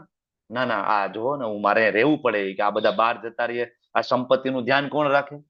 મારા રૂપિયા પૈસાનું ધ્યાન કોણ રાખે? મારે ધ્યાન રાખવું. આ લોકો વારંવાર ફરવા જાય છે, મારે ધ્યાન રાખવું પડે ને. અને એક દિવસ છોકરાઓને ખબર પડી કે ઘરની અંદર સાપ છે. 2 દીકરાઓ ભેગા થઈ સાપને પકડીને મારી નાખ્યું. અને જયારે સાપને પકડીને મારી ત્યારે પાછા નારદ, હવે આવું છે કે હજી આમાં આસક્તિ છે, બરાબર. આપણી આ હાલત છે, બરાબર. કર્મમાં અકર્મ અને અકર્મમાં કર્મ શીખી જાય આપણે વહેલી તકે, બરાબર. અને ભગવત ધામ જતા રહીએ. જે મનુષ્યનો પ્રત્યેક પ્રયાસ ઇન્દ્રિય તૃપ્તિની કામનાથી રહિત હોવો જોઈએ. આપણો દરેક પ્રયાસ શેમાં છે? ઇન્દ્રિય તૃપ્તિની કામના, મારી મજા માટે છે ને. સવારથી રાત સુધી શેના માટે કરીએ છીએ? મને મજા આવી જોઈએ, બસ, બરાબર. આ જ છે ને, બરાબર. પણ આનાથી રહિત હોય એ પૂર્ણ જ્ઞાની છે, બરાબર. અને સંતજનો એને એવો કરતા કહ્યું છે જેને પૂર્ણ જ્ઞાન રૂપી અગ્નિથી કર્મના ફળો બાળીને ભસ્મ કરી દીધા છે. જ્યારે તમે કર્મ કૃષ્ણ માટે કરો છો, તમારી ઇન્દ્રિય તૃપ્તિ માટે નહીં, ત્યારે એ કર્મના ફળ અગ્નિથી, જ્ઞાન રૂપી અગ્નિથી બળીને ભસ્મ થાય છે. પછી એ કર્મના ફળ તમારે ભોગવવા પડતા નથી. તો અહીંયા ભગવદ્ ગીતાના દિવ્ય જ્ઞાનને અગ્નિ સાથે કમ્પેરિઝન કરવામાં આવી છે. યાદ રાખજો, હું તમને આગળ પૂછીશ. 3 કમ્પેરિઝન આવશે. પહેલી કમ્પેરિઝન શેની સાથે થઈ? દિવ્ય જ્ઞાનની અગ્નિ સાથે. બરાબર. આગળ વધીએ. હવે પોતાના કર્મના ફળોની સર્વ આસક્તિનો ત્યાગ કરો. ભગવાન કહે છે ફળની આસક્તિનો ત્યાગ કરો. બરાબર. અને સદા સંતુષ્ટ. આસક્તિનો ત્યાગ છે તો સદા સંતુષ્ટ છે. સ્વતંત્ર રહી સર્વ પ્રકારના કાર્યોમાં પરાવય બધા જ કાર્યો કરે છે, પણ છતાં કેવો છે? સકામ કર્મ કરતો નથી. હમણાં આપણે જેમ વાત કરી એમ ભગવાનના ભક્તો છે, તમને લાગે બિઝી છે, સુપર બિઝી લાગે સવારથી લઈને રાત સુધી, બરાબર, પણ છતાં બરાબર એ સકામ કર્મોમાં પોરવાયેલા રહેતા નથી. શું કામ? તો કે ફળ માટે પ્રયત્ન કરતા નથી. હંમેશા એની ચેતના શેમાં લીન છે? ભગવાનમાં લીન છે. બરાબર. આવો જ્ઞાની મનુષ્ય મન તથા બુદ્ધિને સંપૂર્ણપણે સંયમિત કરે છે. મન અને બુદ્ધિ મૈયાવેશ્ય મનો એમાં. મન ક્યાં લગાડવાનું છે? મૈયા આવેશ્ય, કૃષ્ણમાં લગાડવાનું છે. બરાબર. તો મન કૃષ્ણમાં લાગે, બુદ્ધિ કૃષ્ણમાં લાગે છે. પોતાની સંપત્તિના સ્વામિત્વનો સર્વથા ત્યાગ. બહુ અઘરું છે સ્વામિત્વનો ત્યાગ કરવો કે નહીં. બરાબર. મારી સંપત્તિ, મારું ઘર, મારા દીકરા, મારી દીકરી, મારો બંગલો, વાત કરવી સહેલી છે, લેક્ચર આપવું સહેલું છે, લેક્ચર સાંભળવું સહેલું છે, પણ સ્વામિત્વનો ત્યાગ બહુ અઘરું છે. જીવન નિર્વાહ અર્થે ખપ પૂરતું કાર્ય. કેટલું કાર્ય? ખપ પૂરતું. જેટલી જરૂરિયાત છે એટલું. આપણે કેટલું કરીએ છીએ? ખપ પૂરતું નહીં. આપણે તિજોરી ભરવા માટે કરી રહ્યા છીએ. 7 પેઢી આરામથી ખાઈ પીવે આપણે એના માટે કરી રહ્યા છીએ. આપણે 2 ટાઈમના જમવા માટે મહેનત નથી કરતા. તમને એવું લાગે છે 2 ટાઈમ જમવા માટે મહેનત કરીએ છીએ? નહીં. આપણે સવારથી સાંજ સુધી, તમને શું લાગે? બરાબર. અત્યારે સામાન્ય માણસ હોય ને, ઇવન મજૂરી જતો હોય, તો જ્યાં સુધી મને ખબર છે ને 200 થી 300 રૂપિયા પર ડે મજૂરી ચાલે છે અત્યારે. 200 થી 300 રૂપિયા પર ડે ચાલે છે કે નહીં? ઇવન તમે બરાબર તમે વાડીમાં કામ કરવા જાવ ને, ખેતરમાં કપાસ વીણવા માટે એ લોકો 400-500 રૂપિયા આપે પર ડે. પર ડે 400-500 રૂપિયા આપે, મતલબ દર મહિનાનો 12,000 થી 15,000 રૂપિયા પગાર થયો. એક વ્યક્તિ 12,000-15,000 નું ખાઈ જાય? નહીં. કામ એના માટે નથી કરતા. આપણે કામ શેના માટે કરીએ છીએ? આપણે સ્મોકિંગ કરવું છે, બરાબર, આપણે આલ્કોહોલ લેવું છે, આપણે જુગાર રમવું છે, બરાબર, આપણે ગાડી ફેરવવી છે, આપણે મોટા બંગલામાં રહેવું છે. ખાવાની લપ નથી. રોટી, કપડા અને મકાન, આ બધી આમ વસ્તુ જોઈએ તો બેઝિક રિક્વાયરમેન્ટ પાછળ એટલું બધું નથી. આપણે ઇન્દ્રિય તૃપ્તિ, જે એન્જોયમેન્ટ છે ને, એની પાછળ વધારે પૈસા જોઈએ છીએ.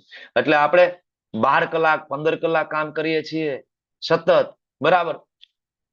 સીઈઓ બનવું છે, એક દિવસ ચેરપર્સન બનવું છે, પણ ઝંડા ગાડી દેવા છે સમાજની અંદર, મોટું માણસ બની જવું છે. પછી શું કરશો ભાઈ ઝંડા ગાડીને? તો કે બસ એ ઝંડા ગાડીને ઝંડા નીચે થોડોક સારી બ્રાન્ડનો દારૂ પીશું. કરે જ છે ને બધા મોટા બિઝનેસમેન. શું કરી રહ્યા છે? ખૂબ પૈસા કમાઈને આગળ જતા શું કરે છે? બરાબર ને? તમે એની કે અંદરની તમે લાઈફમાં અંદર તમે જોયા હો ને, જે લોકો ખરેખર સફળ છે ભૌતિક રીતના, ખરેખર સુખી છે, જો એ સુખી હોય તો આજે વિશ્વની અંદર અમેરિકા, જાપાન, બરાબર, પછી લંડન, આ બધા જે સુખી સમૃદ્ધ દેશો છે, એ શું કામ કૃષ્ણ ભક્તિમાં આવી રહ્યા છે? બધું છોડીને. વાય? બરાબર. અમારે જસદણમાં એક પ્રભુપાદના શિષ્ય આવ્યા. તમને વાત કરી હતી લાસ્ટ જન્માષ્ટમી ની, એની પહેલાની જન્માષ્ટમીમાં, બરાબર, રૂપગણ પ્રભુ. તો અમારી સાથે રહ્યા અને ખૂબ સત્સંગ મળ્યો. તો તમે એને જોવો તો તમને એમ લાગે કોઈ સામાન્ય વ્યક્તિ હશે. ધોતી 2 જગ્યાએથી ફાટી ગયેલી ને એમાં ટેભા લીધેલા હાથેથી સીવેલા. તમને એમ લાગે કોઈ સામાન્ય માણસ હશે. તો જયારે એમની સાથે વાત થઈ તો એ મને કહેતા હતા કે એકચ્યુઅલી યુરોપિયન કન્ટ્રીઝમાં લગભગ જેટલા પણ દેશ છે, બધા જ દેશમાં કે મારી હોટેલ છે, બરાબર. મોટેલ નો હું ચેઇન નો માલિક છું.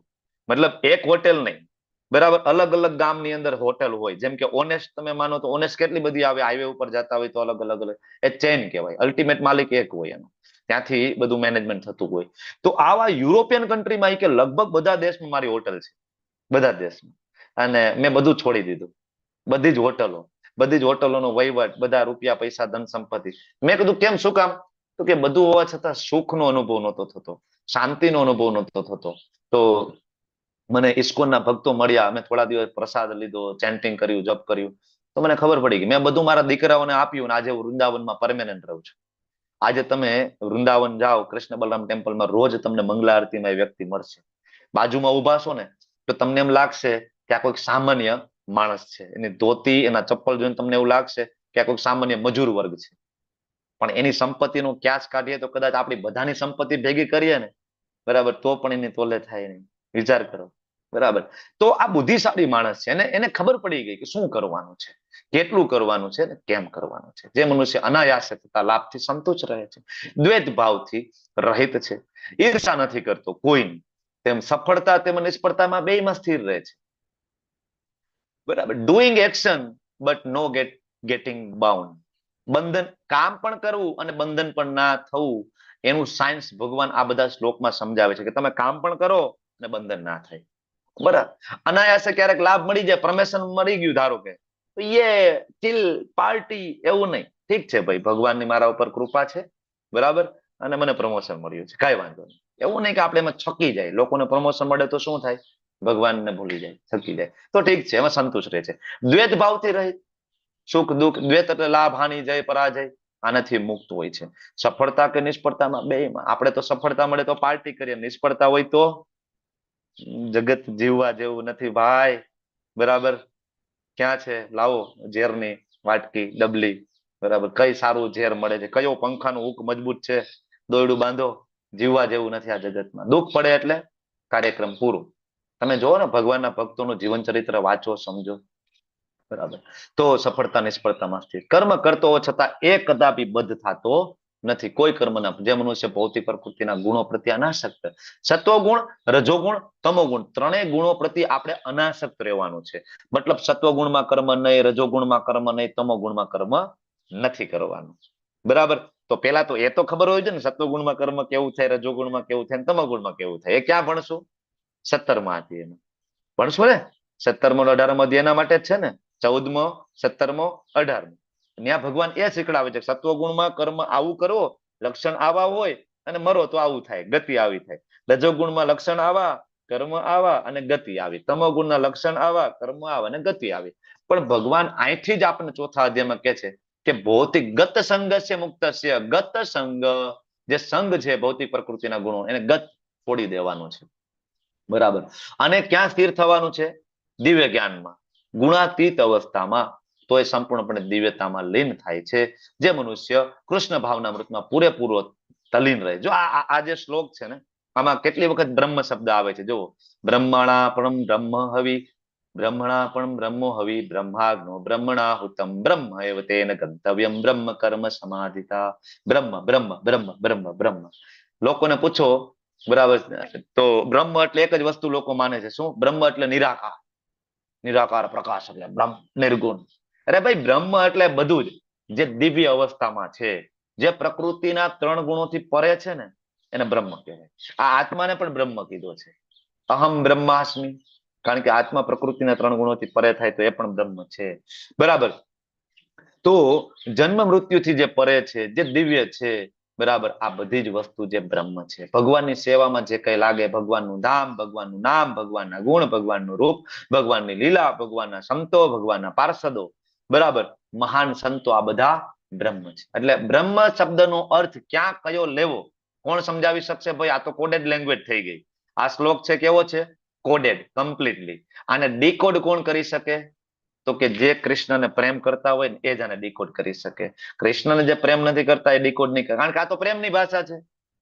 અને પ્રેમની ભાષા, ધારો કે પતિ પત્ની હોય ને, પતિ પત્નીમાં પતિ એ પત્નીનું, પત્ની એ પતિનું એક કઈક નામ પાડેલું હોય છે. તમને લોકોને ખ્યાલ હશે, બરાબર, ખાસ તો. અને એ બેન જ ખબર હોય, એ બેન જ, જે કોડેડ લેંગ્વેજ, એ બેન જ ખબર હોય.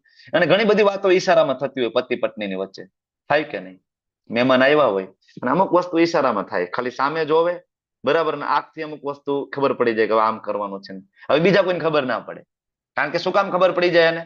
તો કે એક તો સાથે રહે છે, સંગ કરે છે અને પ્રેમ કરે છે. બરાબર, તો આ શ્લોક ડીકોડ કોણ કરી શકે? તો કે જે સાથે રહેતા હતા ત્યાંથી વૈકુંઠમાંથી આપણા માટે આવ્યા છે, જેને પ્રેમ કરે છે, અને એ ડીકોડ કરી શકશે.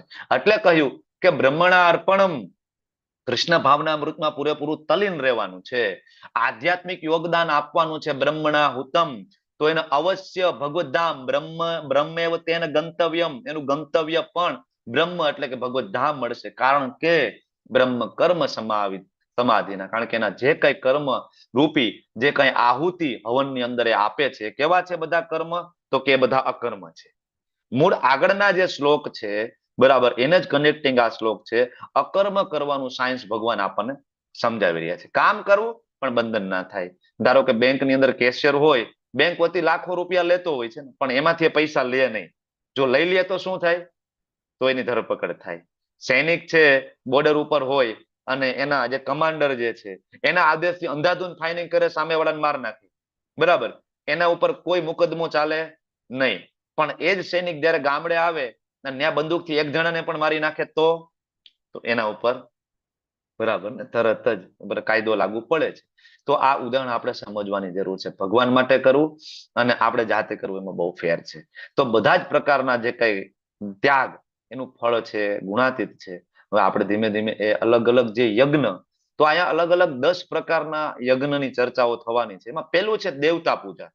તો દેવતા પૂજા પણ એક યજ્ઞ તરીકે છે, બરાબર, કે ભાઈ કેટલાક યોગીજનો વિવિધ પ્રકારના યજ્ઞો દ્વારા દેવોને પૂજે અને કેટલાક પરમ બ્રહ્મ રૂપી અગ્નિમાં યજ્ઞ અર્પણ કરે. તમે લોકો જયારે આગળ આવશો ભક્તિ શાસ્ત્રીમાં ત્યારે આ કન્સેપ્ટ છે વધારે ડિટેલમાં ત્યાં સમજાવવામાં આવ્યો છે અને પીપીટી ત્યાં વધારે સારી રીતના અને એનું મટીરિયલ નોટ્સ પણ ખૂબ ડિટેલમાં છે, ત્યારે તમે સમજી શકશો, બરાબર. કારણ કે ઘણા બધા યજ્ઞ છે એ દેવતાઓ માટે થાય છે, અર્પણ કરે છે, દાન આપે છે, ખાસ તો ગૃહસ્થો, અને ઘણા બધા છે પરમ બ્રહ્મ રૂપી અગ્નિમાં યજ્ઞ અર્પણ કરે છે, એટલે કે પોતાને જ અર્પણ કરી દે છે યજ્ઞ કુંડીમાં. મતલબ મન, વચન, કર્મ, બુદ્ધિ, બરાબર, બધું જ ભગવાનની સેવામાં લગાડવાનું. તો આ બે પ્રકાર થયા, એક તો દેવતા પૂજા અને બીજું બ્રહ્મમાં ત્યાગ, બરાબર. તો આ બધાની જે ગતિ આગળ જે થાય છે, દેવતા પૂજા તો એ આગળ જતા સ્વર્ગમાં જશે અને એ કહેવાય અવિધિપૂર્વકમ.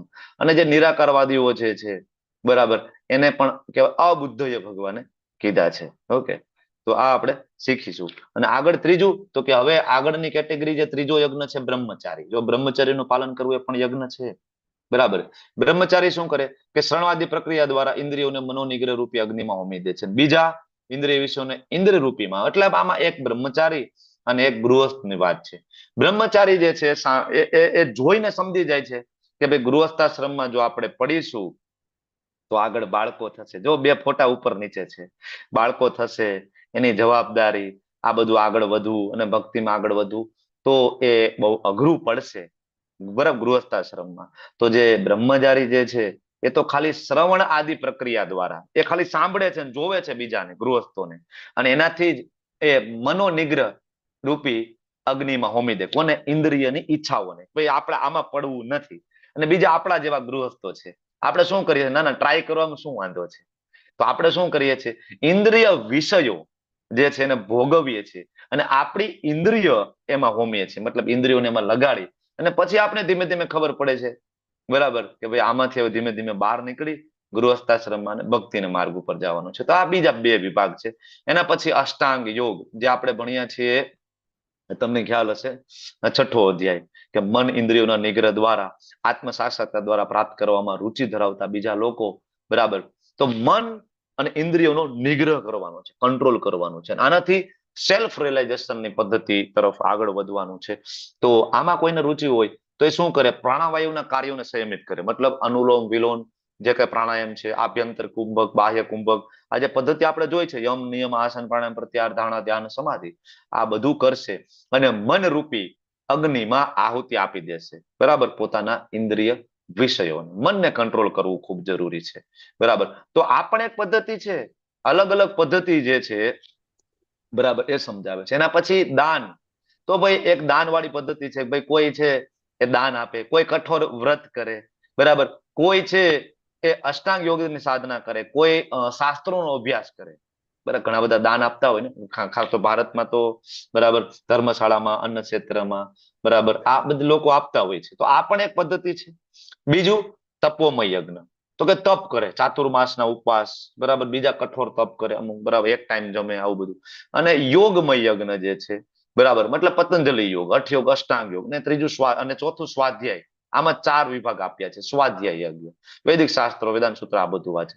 તો આ 9 થયા. અને હવે 10મો છે હઠયોગ, બરાબર, જે પતંજલિ યોગમાં બરાબર જે વાત થઈ છે અષ્ટાંગ યોગની એ જ પદ્ધતિનું વધારે એડવાન્સ સ્વરૂપ કે જે સમાધિ સુધી પહોંચે ને શ્વસન કાર્ય ઉપર પણ નિયમન મેળવી લે છે.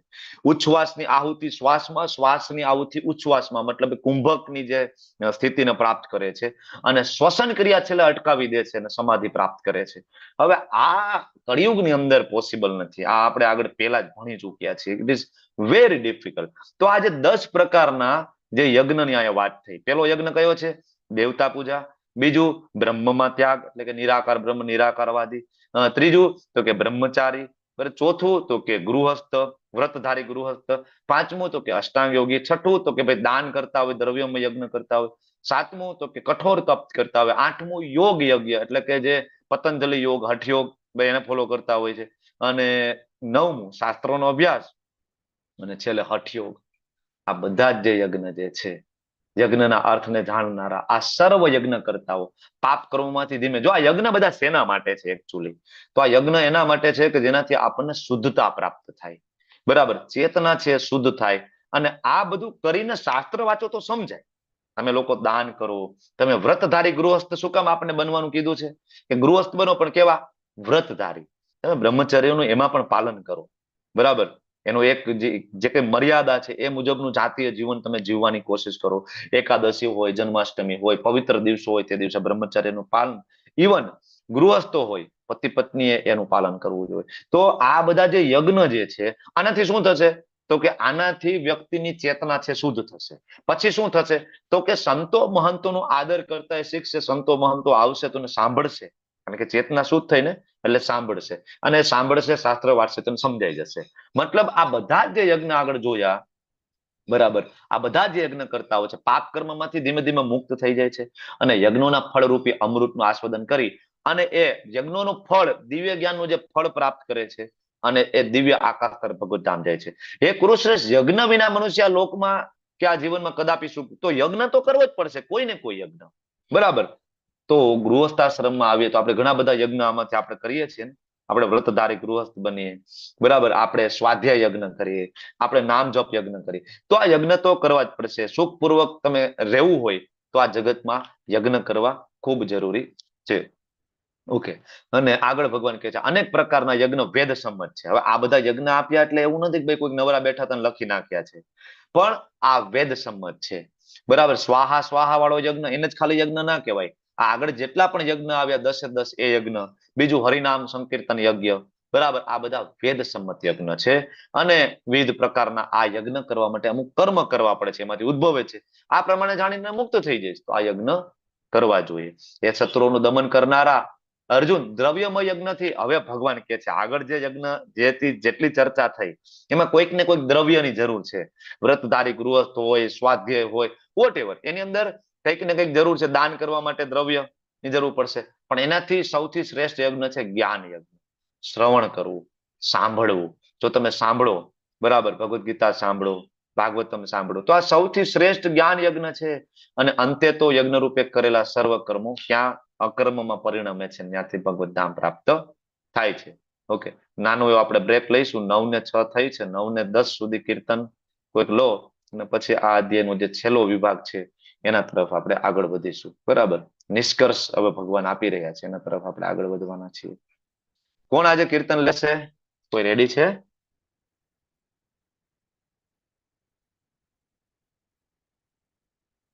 નથી? કોઈ નથી?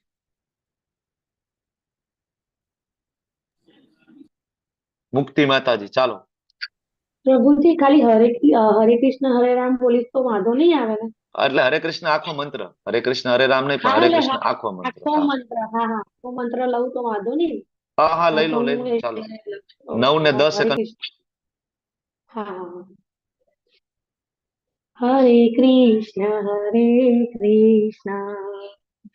કૃષ્ણ કૃષ્ણ હરે હરે, હરે રામ રામ રામ હરે હરે, હરે કૃષ્ણ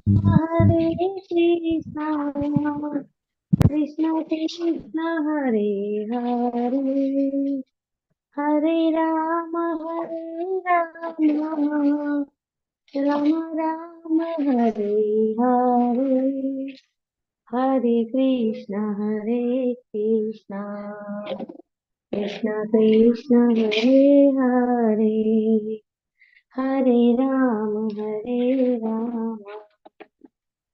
રામ રામ હરે હરે હરે કૃષ્ણ કૃષ્ણ કૃષ્ણ હરે હરે હરે રામ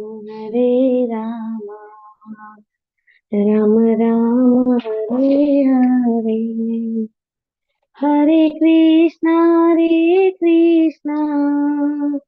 કૃષ્ણ કૃષ્ણ હરે હરે હરે રામ રામ રામ હરે હરે હરે કૃષ્ણ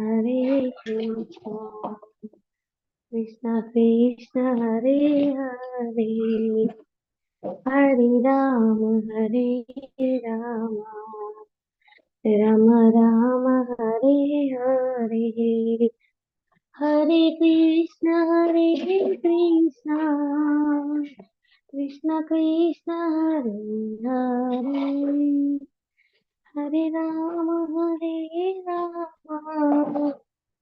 રામ રામ રામ હરે હરે હરે કૃષ્ણ કૃષ્ણ કૃષ્ણ હરે હરે હરે રામ રામ રામ હરે હરે હરે કૃષ્ણ કૃષ્ણ કૃષ્ણ હરે હરે હરે રામ રામ રામ હરે હરે હરે કૃષ્ણ કૃષ્ણ કૃષ્ણ હરે હરે હરે રામ રામ રામ હરે હરે હરે કૃષ્ણ કૃષ્ણ કૃષ્ણ હરે હરે હરે રામ હરે રામ રામ રામ હરે હરે હરે કૃષ્ણ માતાજી, થેન્ક યુ. પ્રણામ મુક્તિ માતાજી, થેન્ક યુ સો મચ.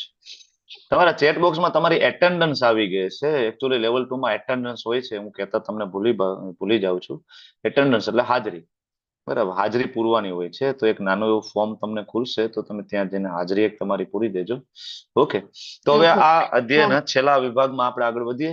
નિષ્કર્ષ, ગુણાતીત જ્ઞાન કેવી રીતના પ્રાપ્ત કરવું, જ્ઞાનનું ફળ શું છે, કોણ સફળતાપૂર્વક જ્ઞાન પ્રાપ્ત કરી છે. જો આ હવે જે મુદ્દા છે બહુ મહત્વના છે, કે ગુણાતીત જ્ઞાન કેવી રીતના પ્રાપ્ત કરવાનું છે. બીજું, એ જ્ઞાનનું ફળ શું. ત્રીજું, તો કે એ કેવી બરાબર કોણ પ્રાપ્ત કરી શકે છે, અને સફળતાપૂર્વક પ્રાપ્ત કરી લીધું જેને ગુણાતીત જ્ઞાન, આના લક્ષણો કેવા, કેમ ખબર પડે કે આને ગુણાતીત જ્ઞાન પ્રાપ્ત કર્યું છે, બરાબર. અને છેલ્લે નિષ્કર્ષ. ઓકે, તો હવે ભગવાન 4.34 ની અંદર જ્ઞાન પ્રાપ્ત કરવાની પદ્ધતિ આગળ પણ આપણે જોયું હતું. એક પદ્ધતિ આગળ આવી ગઈ, કઈ પદ્ધતિ હતી બોલો? જ્ઞાન પ્રાપ્ત કરવાની પદ્ધતિ, ગુરુ શિષ્ય પરંપરા. હવે એ જ શ્લોકને કનેક્ટિંગમાં ભગવાન અહીંયા આપણને કહે છે, જ્ઞાન પ્રાપ્ત કરવાની પદ્ધતિ શું. આગળ તમને 10 પ્રકારના યજ્ઞ સમજાવવામાં આવ્યા. આ યજ્ઞથી શુદ્ધતા થાય શાસ્ત્ર, પણ આ કોને આધીન થઈને કરવાના? જાતે કરવાના, મન ફાવે એમ કરવાના? નહીં. ભગવાન શું કહે છે? તદ્વિધિ પ્રણિપાતેન પરિપ્રશ્નેન સેવયા ઉપદેક્ષંતિ તે જ્ઞાનમ જ્ઞાનીન તત્વદર્શિન. કે ભાઈ તું સદગુરુના શરણે જા. કોઈ એમ કે ભગવદ ગીતામાં ક્યાં લખ્યું છે દીક્ષા લેવા માટે? તો અહીંયા લખ્યું છે દીક્ષા ભગવાન સ્વયં લેવાનું કે છે. તદ્વિધિ પ્રણિપાતેન, તું જા અને ત્યાં શું કરવાનું? પ્રણિપાતેન, બરાબર, તું એમને નમન કર, શરણ, અને પરિપ્રશ્નેન, એને પ્રશ્ન પૂછ અને પછી સેવા કર. ગુરુ મહારાજની સેવા કરવાનું ભગવાન અહીંયા કહે છે. તો શું તે ઉપદેક્ષંતિ તે જ્ઞાનમ, તે તને જ્ઞાનનો ઉપદેશ કરશે, કારણ કે જ્ઞાનીના તત્વદર્શીન, એને ઓલરેડી આત્મ સાક્ષાત્કાર કર્યો છે. કોઈ એમ કે ક્યાં કહ્યું છે ગુરુ ધારણ કરવું, ક્યાં કહ્યું છે ગુરુની સેવા કરવી? બરાબર. તમે બધા કઈ પરંપરા ચાલુ કરી છે? તો એ ભગવાને પોતે કીધું છે. આપણે તો લોકો શું છે કે આપણે જોયું છે ઓલા કાનજીભાઈ નું મૂવી ને પીકે ને ઓ માય ગોડ ને આવું કઈક છે ને મૂવી બધા આપણે જોયા છે ને આપણે એમાં શું કીધું, અમે તો ડાયરેક્ટ ભગવાનને મળશું, અમે કોઈ ગુરુને નહીં મળીએ, અમે કોઈ સંતો મહંતોને માનતા નથી, બધા પાખંડી છે. બરાબર. બધા પર પૈસાની દુકાન ખોલીને બેઠા છે. જો કળિયુગનો પ્રભાવ બધી જગ્યાએ જોવા મળે. હવે એનો મતલબ એવો નથી કે બધા પાખંડી હોય. આજે પણ કળિયુગની અંદર સારા અને સાચા સંતો વિદ્યમાન છે. બરાબર. કે જે માત્ર ભગવાનની ભક્તિ કરી રહ્યા છે, જેને પૈસા નામના સાથે કઈ લેવા દેવાનું. આવા સંતો આજે પણ આ ધરતી ઉપર છે. ઇસ્કોન ની અંદર જેટલા પણ ગુરુ મહારાજ છે, તમે જો એને શું લેવા દેવા છે નામના સાથે, પૈસા સાથે કઈ. બરાબર. માત્ર દીક્ષા આપે છે અને ભગવત નામ પ્રચાર કરી રહ્યા છે. બરાબર. આટલા આપણે ક્લાસ ચાલુ થયા અને તમે લોકો આપણી સાથે જોડાય, ક્યારે તમને ડોનેશન માટે ફોર્સ કરવામાં આવ્યો છે કે તમે કરો ને કરો ડોનેશન? બરાબર. જ્યાં જ્યાં દાનનો મહિમા આવે ત્યાં તમને દાન કરવાની સલાહ આપવામાં આવે છે. બરાબર. બાકી એની કોઈ જરૂરિયાત નથી. બરાબર. તો સદગુરુના શરણે જવું જોઈએ, વિનયપૂર્વક પ્રશ્ન પૂછવા. પેલું શું કરવાનું? જો સારો શિષ્ય શું કરે, વિનયપૂર્વક, હોશિયારી મારીને નહીં. ગુરુ આગળ જાય તો ઠીક છે ભાઈ, તો મને કોઈ કીધું તું તમારી પાસે આવ્યો છું, બાકી એવું નથી. આપણને બધું આવડે છે ને આપણે થોડા ઘણા ભગવદ ગીતા ને ભાગવત વાંચ્યું છે, શિવપુરાણ ને બધું, અને બસ મારી પાસે જ્ઞાન તો છે, તો કીધું તું તમારી પાસે આવું એટલે હું આવ્યો છું. આવી હોશિયારી મારીને જવાની જરૂર નથી. કોઈ શીખડાવે? આટલા એ કહે છે તદ્વિધિ પ્રણિપાતે ન, પછી જિજ્ઞાસા કરવી. ખાલી દર્શન કરવા જવાનું નહીં. ઘણા બધા ગુરુ મહારાજ પાસે જતા, જય હો ગુરુ મહારાજ, જય હો, દંડવત કરે, પછી ગુરુ મહારાજ ને નીચે હોની નોટ મૂકી દે. આવું જોયું છે મેં. આવાય ગુરુ. બરાબર. જાય ને બસ પૈસા નીચે ગાડલી નીચે દબાવવાના હોય અને બસ ગુરુના દર્શન કરવા. ગુરુ કઈ જ્ઞાન ન આપતો હોય, કારણ કે ગુરુ પાસે હોય તો કઈક તમને આપે ને. ગુરુ વાત કરતા હોય સાસ બહુની, કેવી રીતના ઘરમાં સારી રીતના રહેવું, સાસ બહુ. ગુરુ જ્ઞાન આપતા હોય બિઝનેસ કેવી રીતના સારો ચાલે. બરાબર. અમારે એક રિલેટિવ છે, એના એક ગુરુ છે. બસ એ ગુરુનું કામ આટલું જ કે તમે મકાન બનાવો તો કઈ દિશામાં એનો દરવાજો હોવો જોઈએ, ઘરમાં તમારું રસોડું ક્યાં હોવું જોઈએ, તમે ફેક્ટરી નાખો તો કઈ દિશામાં તમારી ફેક્ટરી હોવી જોઈએ. બરાબર. શું કરો તો તમને વધારે પૈસા આવે. બસ આ જ કામ ગુરુનું. બીજું કોઈ ગાઈડન્સ જ નથી. આખો ઘર પરિવાર 3-4 ભાઈઓ છે, બધા એમાં કે ઓળ ઘોળ ગુરુમાં થઈ ગયા છે. નામચીન ગુરુ છે, હું નામ નથી દેતો નહીં તો કોન્ટ્રોવર્સી થઈ જાય અહીંયા, કારણ કે આપણે લાઈવ છીએ યુટ્યુબ ઉપર. બરાબર. પણ ગુજરાતની અંદર આવા કેટલાય પાખંડી છે. હું ચોખ્ખું જ કહું છું, આ બધા પાખંડી છે. બરાબર. આવા બધા ગુરુ જે છે પાખંડી છે. આખું ઘર પરિવાર જોડાયેલું છે. બરાબર. હમણાં એ લોકો એક જગ્યાએ અમારે બેસણામાં જવાનું થયું હતું. બરાબર. તો હું બેસણામાં રાજકોટ ગયો હતો, તો હું બેઠો હતો, તો હું તો પાછળ બેઠા બેઠા મારા જપ ચાલુ હતા, હું નામ જપ કરતો હતો. બધા વાતો કરતા હું નામ જપ કરતો હતો. તો એક શું છે, મારા નજીકના રિલેટિવ છે, મારી બાજુમાં બેઠા, કે મને કે તમે કે યાર ડોક્ટર થઈને કે આમાં ક્યાં પડી ગયા? મને કે તમને આશ્ચર્ય થયું. મેં તો ક્યાં પડી ગયા એટલે હું દારૂ પીવાનું મેં ચાલુ કર્યું છે કે હું કોઈ જુગારીઓ થઈ ગયો છું, વ્યભિચારી થઈ ગયો છું ડોક્ટર થઈને? એટલે હું શું કરું છું એમ. ધોતી કુર્તો પહેરો છે અને મેં તિલક પહેર્યું છે અને ભગવાનનું નામ લઉં છું, અને મને એમ કે અરે તમે ડોક્ટર થઈને આમાં ક્યાં પડી ગયા? તો મેં કીધું મારે શું કરવું જોઈએ? હું ભગવાનનું નામ લઉં છું. મેં તમને તમારા ગુરુ મહારાજે સલાહ નથી આપી ભગવાનનું? એ કે લેવાનું હોય સવારે, એ કે 2-5 મિનિટ હોય, એ કે ગુરુનું નામ લઈ લે આવી જાય કે બધું ભગવાનનું. એ કે કાંઈ એવું હોય નહીં, ભગવાન જેવું કાંઈ ન હોય કે તમે ખોટા. એ કે આ તમે કે સાયન્સના વિદ્યાર્થી છે આમાં પડી ગયા મને કે. બોલો. તો એનો ગુરુ ખાલી એટલું જ ગાઈડન્સ આપે છે. 3-3, 4-4 ફેક્ટરી છે અલગ અલગ જગ્યાએ. બરાબર. અને કેટલાય આવા ગુરુ પાસે સિદ્ધિઓ હોય છે, એમાં કઈ બહુ મોટી વાત નથી. 10-15 વર્ષ પહેલા એની પાસે કઈ નહોતું, અત્યારે ઘણા બધા રૂપિયા છે એની પાસે. તો આવા ગુરુઓ હોય છે, અને અનુયાયી વધારવા માટે એની પાસે સિદ્ધિ પ્રાપ્ત કરી હોય ને, એ સિદ્ધિ નો ઉપયોગ ગુરુ કરતા હોય છે. એની સામે ડોનેશન પણ મસ્ત મોટું લેતા હોય છે પછી આગળ જતા. અને મોટા મોટા અખાડા ને બરાબર ફલાણા ધામ ને ઓલા ધામ ને આ ધામ ને બરાબર ખોલીને અંદર ખાને તમે જોવો તો આ બધા ક્રિમિનલ હોય છે. એનો જે બેકગ્રાઉન્ડ છે ટોટલ ક્રિમિનલ માઇન્ડ હોય છે આ બધા. તો આવા બધા ગુરુથી બચીને રહેવું જોઈએ. ગુરુ પાસે જઈ અને જિજ્ઞાસા કરવી જોઈએ. શેની જિજ્ઞાસા કરવી જોઈએ? કે મારો જન્મ શું કામ થયો છે, ભગવાન કોણ છે, મારા મનુષ્ય જીવનનો ઉદ્દેશ્ય શું છે, આ પૂછવું જોઈએ. ત્યારે લોકો જઈને શું પૂછે છે? પત્ની રીસામણે ગઈ છે, ક્યારે પાછી આવી જાય? ઘરમાં હમણાં બિલકુલ શાંતિ નથી, બહુ ક્લેશ છે, ક્યારે સુખ શાંતિ મળશે? પૈસા આર્થિક રીતના બહુ મુશ્કેલી છે, ઘરમાં કેન્સર થયું છે. લોકો આજ પ્રશ્ન પૂછે છે ને. બરાબર. ભૂવા બધા શું કરે છે? દાણા જોવે છે ને આ કરે છે ને તે શું કરે છે? શું કામ દાણા જોવે? બસ આ જ ભૌતિક પ્રશ્નો. કોઈ દિવસ માતાજીને આવે તો માતાજીને પૂછ્યું કે માતાજી ખરેખર મારા મનુષ્ય જીવનનો ઉદ્દેશ્ય શું? હવે એની અમારે શું લેવા દેવા? માતાજી આવે તો આપણે ફાયદાની વાત કરવાની. તો આ તદ્વિધિ પ્રણિપાતે ને પરિપ્રશ્ન નથી. પરિપ્રશ્ન એટલે એવા પ્રશ્ન હોવા જોઈએ જેનાથી મનુષ્ય જન્મ સિદ્ધ થાય. અને સેવા કરવાની છે. એવું નહીં કે ગુરુએ જ્ઞાન આપ્યું બસ ચાલો જય ગુરુદેવ હાલતા. નહીં, ગુરુની સેવા કરવાનું લખ્યું છે. બરાબર. તો ગુરુ કોને કહેવાય એ તો આપણે આગળ પણ બીજા અધ્યાયમાં ભણ્યા છીએ. અને અહીંયા શિષ્ય કેવો હોય એની વાત છે. તો અને જ્યારે આ રીતના સત્યને આપણે જાણી લઈશું, ગુરુના શરણે જઈશું ને ત્યારે આપણે સત્યને જાણીશું. ભગવાન આગળનો શ્લોક પહેલા આપ્યો છે.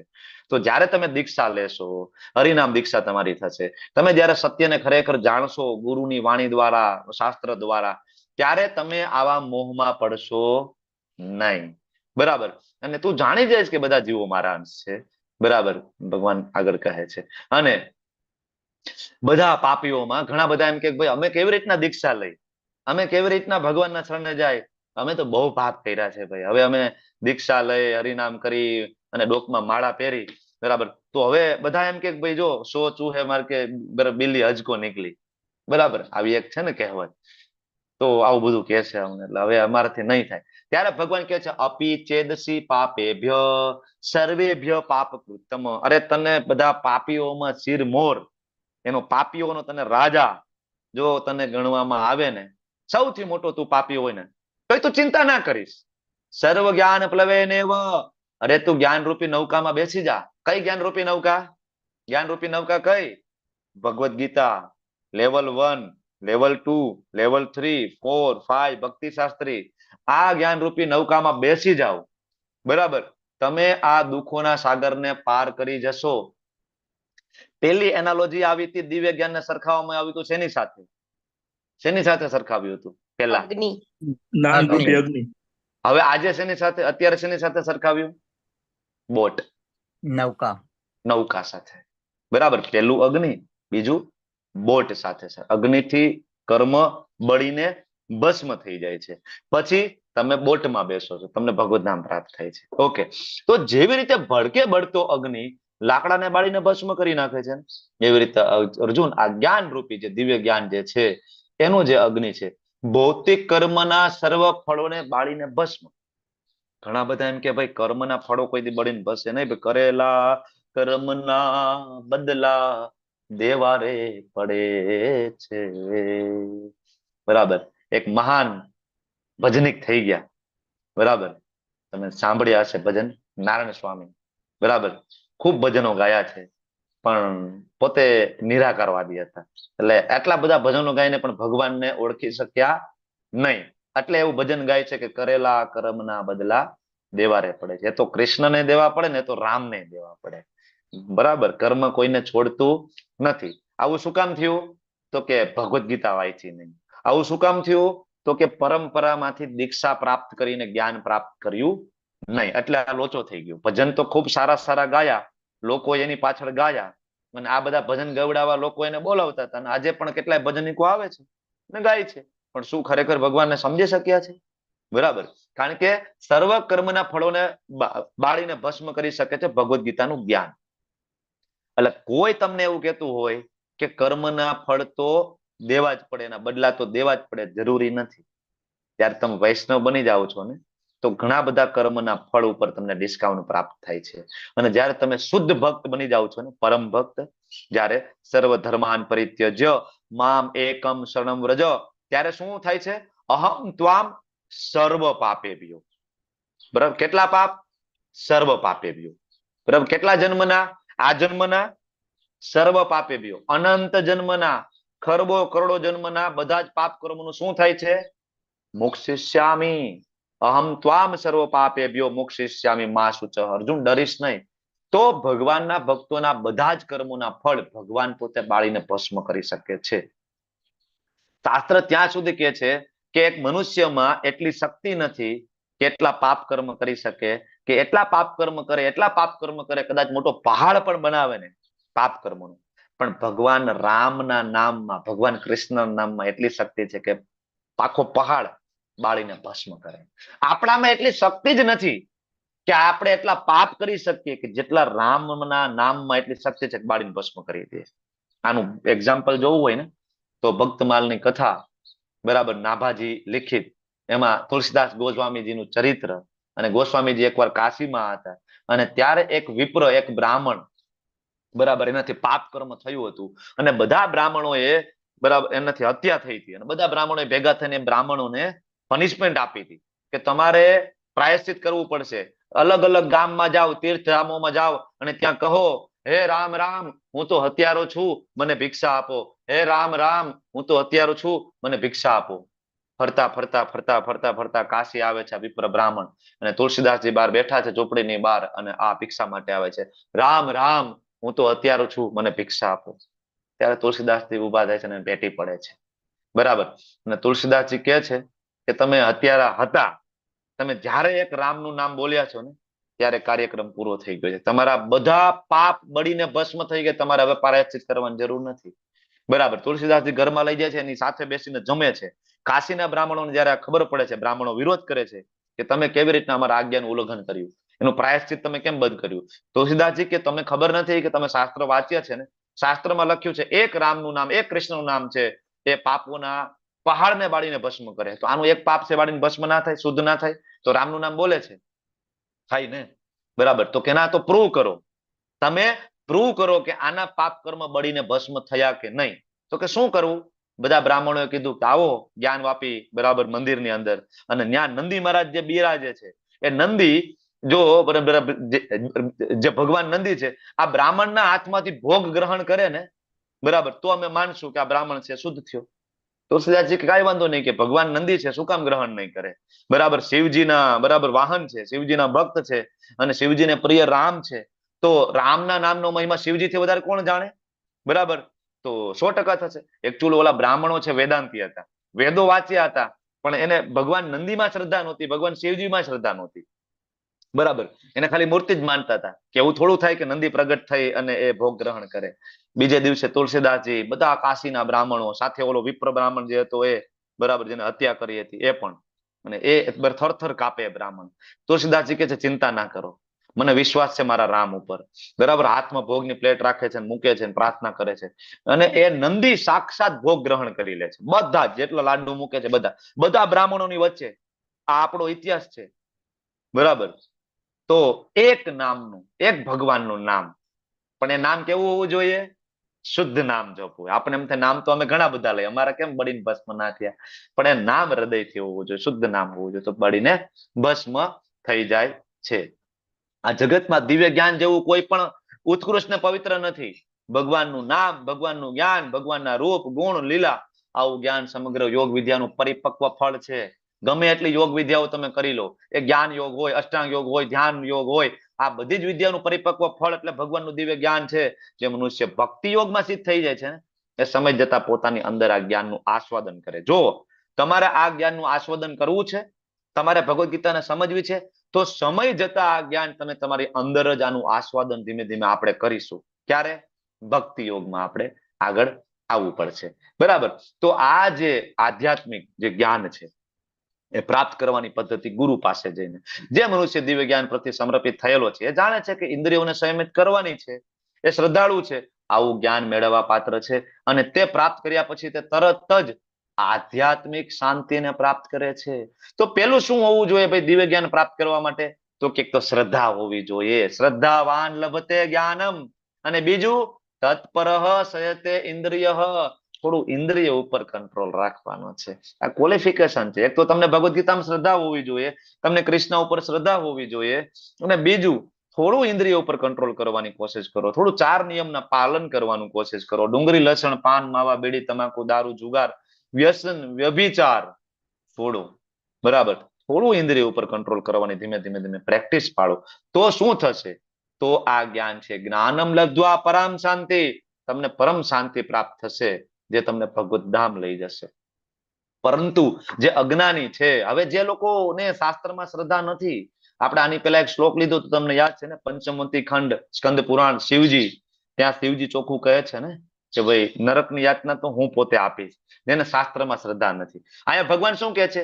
અજ્ઞ, જે અજ્ઞાની છે, અશ્રદ્ધા નશ્ચ, જે અશ્રદ્ધાળુ છે, જેને ભગવાનના શાસ્ત્રમાં શ્રદ્ધા નથી, જે અજ્ઞાની છે, આવા લોકોને પ્રમાણભૂત શાસ્ત્રમાં સંદેહ કરે. કોણે કીધું ભગવાને ભગવદ ગીતા બોલી હતી કૃષ્ણએ? તમે જોવા ગયા હતા? કૃષ્ણએ ભગવદ ગીતા બોલી છે? આવા કેટલા વિરલાવ છે સમાજની અંદર. બરાબર બરાબર. એ તો કોઈ બ્રાહ્મણે લખી નાખી છે ને, કેટલા બધા શ્લોક ઉમેરા છે ને કેટલા ડિલીટ કર્યા છે. શાસ્ત્ર છે ભગવાન દ્વારા અપાયેલું છે, અને ઇવન એ ડિલીટ થયું હોય કોઈ એવા પાખંડી દ્વારા, તો પણ જયારે ભગવાનનો શુદ્ધ ભક્ત વાંચે ને ખબર પડી જાય કે આમાં શું ફેરફાર કર્યા છે. ભગવાનનો શુદ્ધ ભક્ત એઝ ઇટ ઇઝ આપે. શ્રીલ પ્રભુપાદજી પહેલા ભગવદ ગીતા હતી જ, પણ એમાં આવું ઘણું બધું એડ અને ડિલીટ થયું હતું. લોકો ભગવદ ગીતા વાંચીને કોઈ ભક્ત બનતા નહોતા. ઇસ્કોન પેલા ભગવદ ગીતા વાંચીને ભક્ત બન્યા હોય આવા દાખલા મને બતાવો. ઇસ્કોન સંસ્થાની સ્થાપના પહેલા, પ્રભુપાદના પ્રચાર પહેલા ભગવદ ગીતા વાંચીને કોઈ રામ અને કૃષ્ણનો ભક્ત બન્યો હોય, બરાબર, આવો કોઈ ફોરેનર, હું કોઈ ભારતીય હોય તો મને બતાવો. બતાવો. હોય નથી. ભાગવત કથા પહેલા વચાતી, ભગવદ ગીતા પહેલા વચાતી, ભગવદ ગીતા પહેલા હતી. કેમ નહોતા બન્યા ભાઈ ભક્ત? કારણ કે એડલ્ટ્રેશન હતું. એમાં પોતાના વિચારો એડ હતા. ભક્તિને હાઇલાઇટ નહોતી કરતા. કારણ કે હાઇલાઇટ, હું ભક્તિને હાઇલાઇટ કરું તો મારે કરવી પડે. હું એમ કહું ડુંગળી લસણ છોડવાના તો પેલા મારે છોડવા પડે. હું એમ કહું વ્યભિચાર ના કરાય તો પેલા મારે છોડવું પડે. હું એમ કહું નોનવેજ ના ખવાય તો પેલા મારે છોડવું પડે. જયારે લોકો વિદેશમાં જતા, my brother and my sister આવું પ્રવચન આપતા, બરાબર, અને ખૂબ ફેમસ થઈ ગયા સ્વામીજી ભારતની અંદર. એ સ્વામીજી પોતે નોનવેજ ખાતા હતા. હું નામ નથી લેતો, તમારે નથી લેવાનું, ઓનલાઈન છે, બરાબર. તો આવા કેટલાય બધા સંતો કહેવાતા, બરાબર, ખૂબ પ્રચાર, અને પોતે નોનવેજ ખાતા હોય. બીજાને ક્યાંથી કહેવાના છે નોનવેજ નથી ખાવાનું? બરાબર. શાસ્ત્રમાં એડલ્ટ્રેશન કર્યું. પોતાને ગમતું હતું એવું શાસ્ત્રનો અર્થ કાઢીને બધાને આપ્યો. તો આવા અજ્ઞાની, શ્રદ્ધા વગરના લોકો જે છે ભગવત ભાવના પામતા નથી. બરાબર. એનું પતન થાય છે સંશયગ્રસ્ત વ્યક્તિ માટે, અને આવા શંકાળુ માટે આ લોકમાં અને પરલોકમાં ક્યાંય સુખ અને શાંતિ નથી. વિશ્વાસ નથી ભગવદ ગીતામાં, કામ પૂરું થઈ ગયું. એ ધનંજય, જે મનુષ્ય પોતાના કર્મમાં ફળોનો પરિત્યાગ કરીને ભક્તિ યોગમાં કર્મ કરે, મતલબ અકર્મ કરે, જેના સંશયો, દિવ્ય જ્ઞાન અને જેની શંકા બધી ભગવદ ગીતા વાંચીને શંકા દૂર થઈ ગઈ છે. હવે તો હું મારા કૃષ્ણ ને હું કૃષ્ણનો બસ, બરાબર, બધી શંકા દૂર. વાસ્તવમાં એ સ્વરૂપમાં સ્થિત છે. એનું ઓરિજિનલ આઈડેન્ટિટી, જીવેર સ્વરૂપ કોઈ કૃષ્ણ નિત્યદાસ ઓળખી ગયો છે, અને હવે એ કર્મના બંધનથી ફસાતો નથી. અને હવે ભગવાન અર્જુનને કહે છે ત્યારે હવે અર્જુન તસ્માદ જ્ઞાન સંભૂતમ, હવે હૃદયની અંદર જે કઈ અજ્ઞાન છે, બરાબર, એને હવે જ્ઞાન રૂપી શસ્ત્ર વડે કાપો. જ્ઞાન રૂપી શસ્ત્ર વડે કાપો અને યોગમાં ઉત્તિષ્ઠ, યોગારૂઢ થાવ અને યુદ્ધ કરો. આ ત્રીજી એનાલોજી. પહેલી એનાલોજી જ્ઞાનને શેની સાથે સરખાવ્યું? ફાયર સાથે. તમારા અગ્નિ. જેવું તમે ભગવદ ગીતામાં આવો છો, ભગવદ ગીતાના નિયમોનું પાલન કરો છો, તમારા આ જન્મના, પૂર્વ જન્મના ઘણા બધા કર્મોમાં ડિસ્કાઉન્ટ મળવાનું ચાલુ થાય, કારણ કે કર્મોના ફળો બળીને ભસ્મ થાય છે.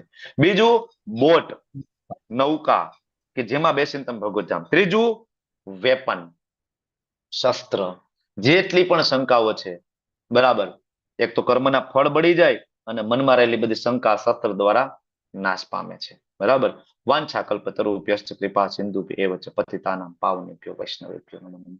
અનંત કોટિ વૈષ્ણવ વૃંદ કી જય. શ્રીલ પ્રભુપાદ કી જય. ગુરુ મહારાજ કી જય. હરે કૃષ્ણ કૃષ્ણ કૃષ્ણ હરે હરે, હરે રામ રામ રામ હરે હરે. ખૂબ ખૂબ ધન્યવાદ. હરે કૃષ્ણ. ચાલો, રવિવારની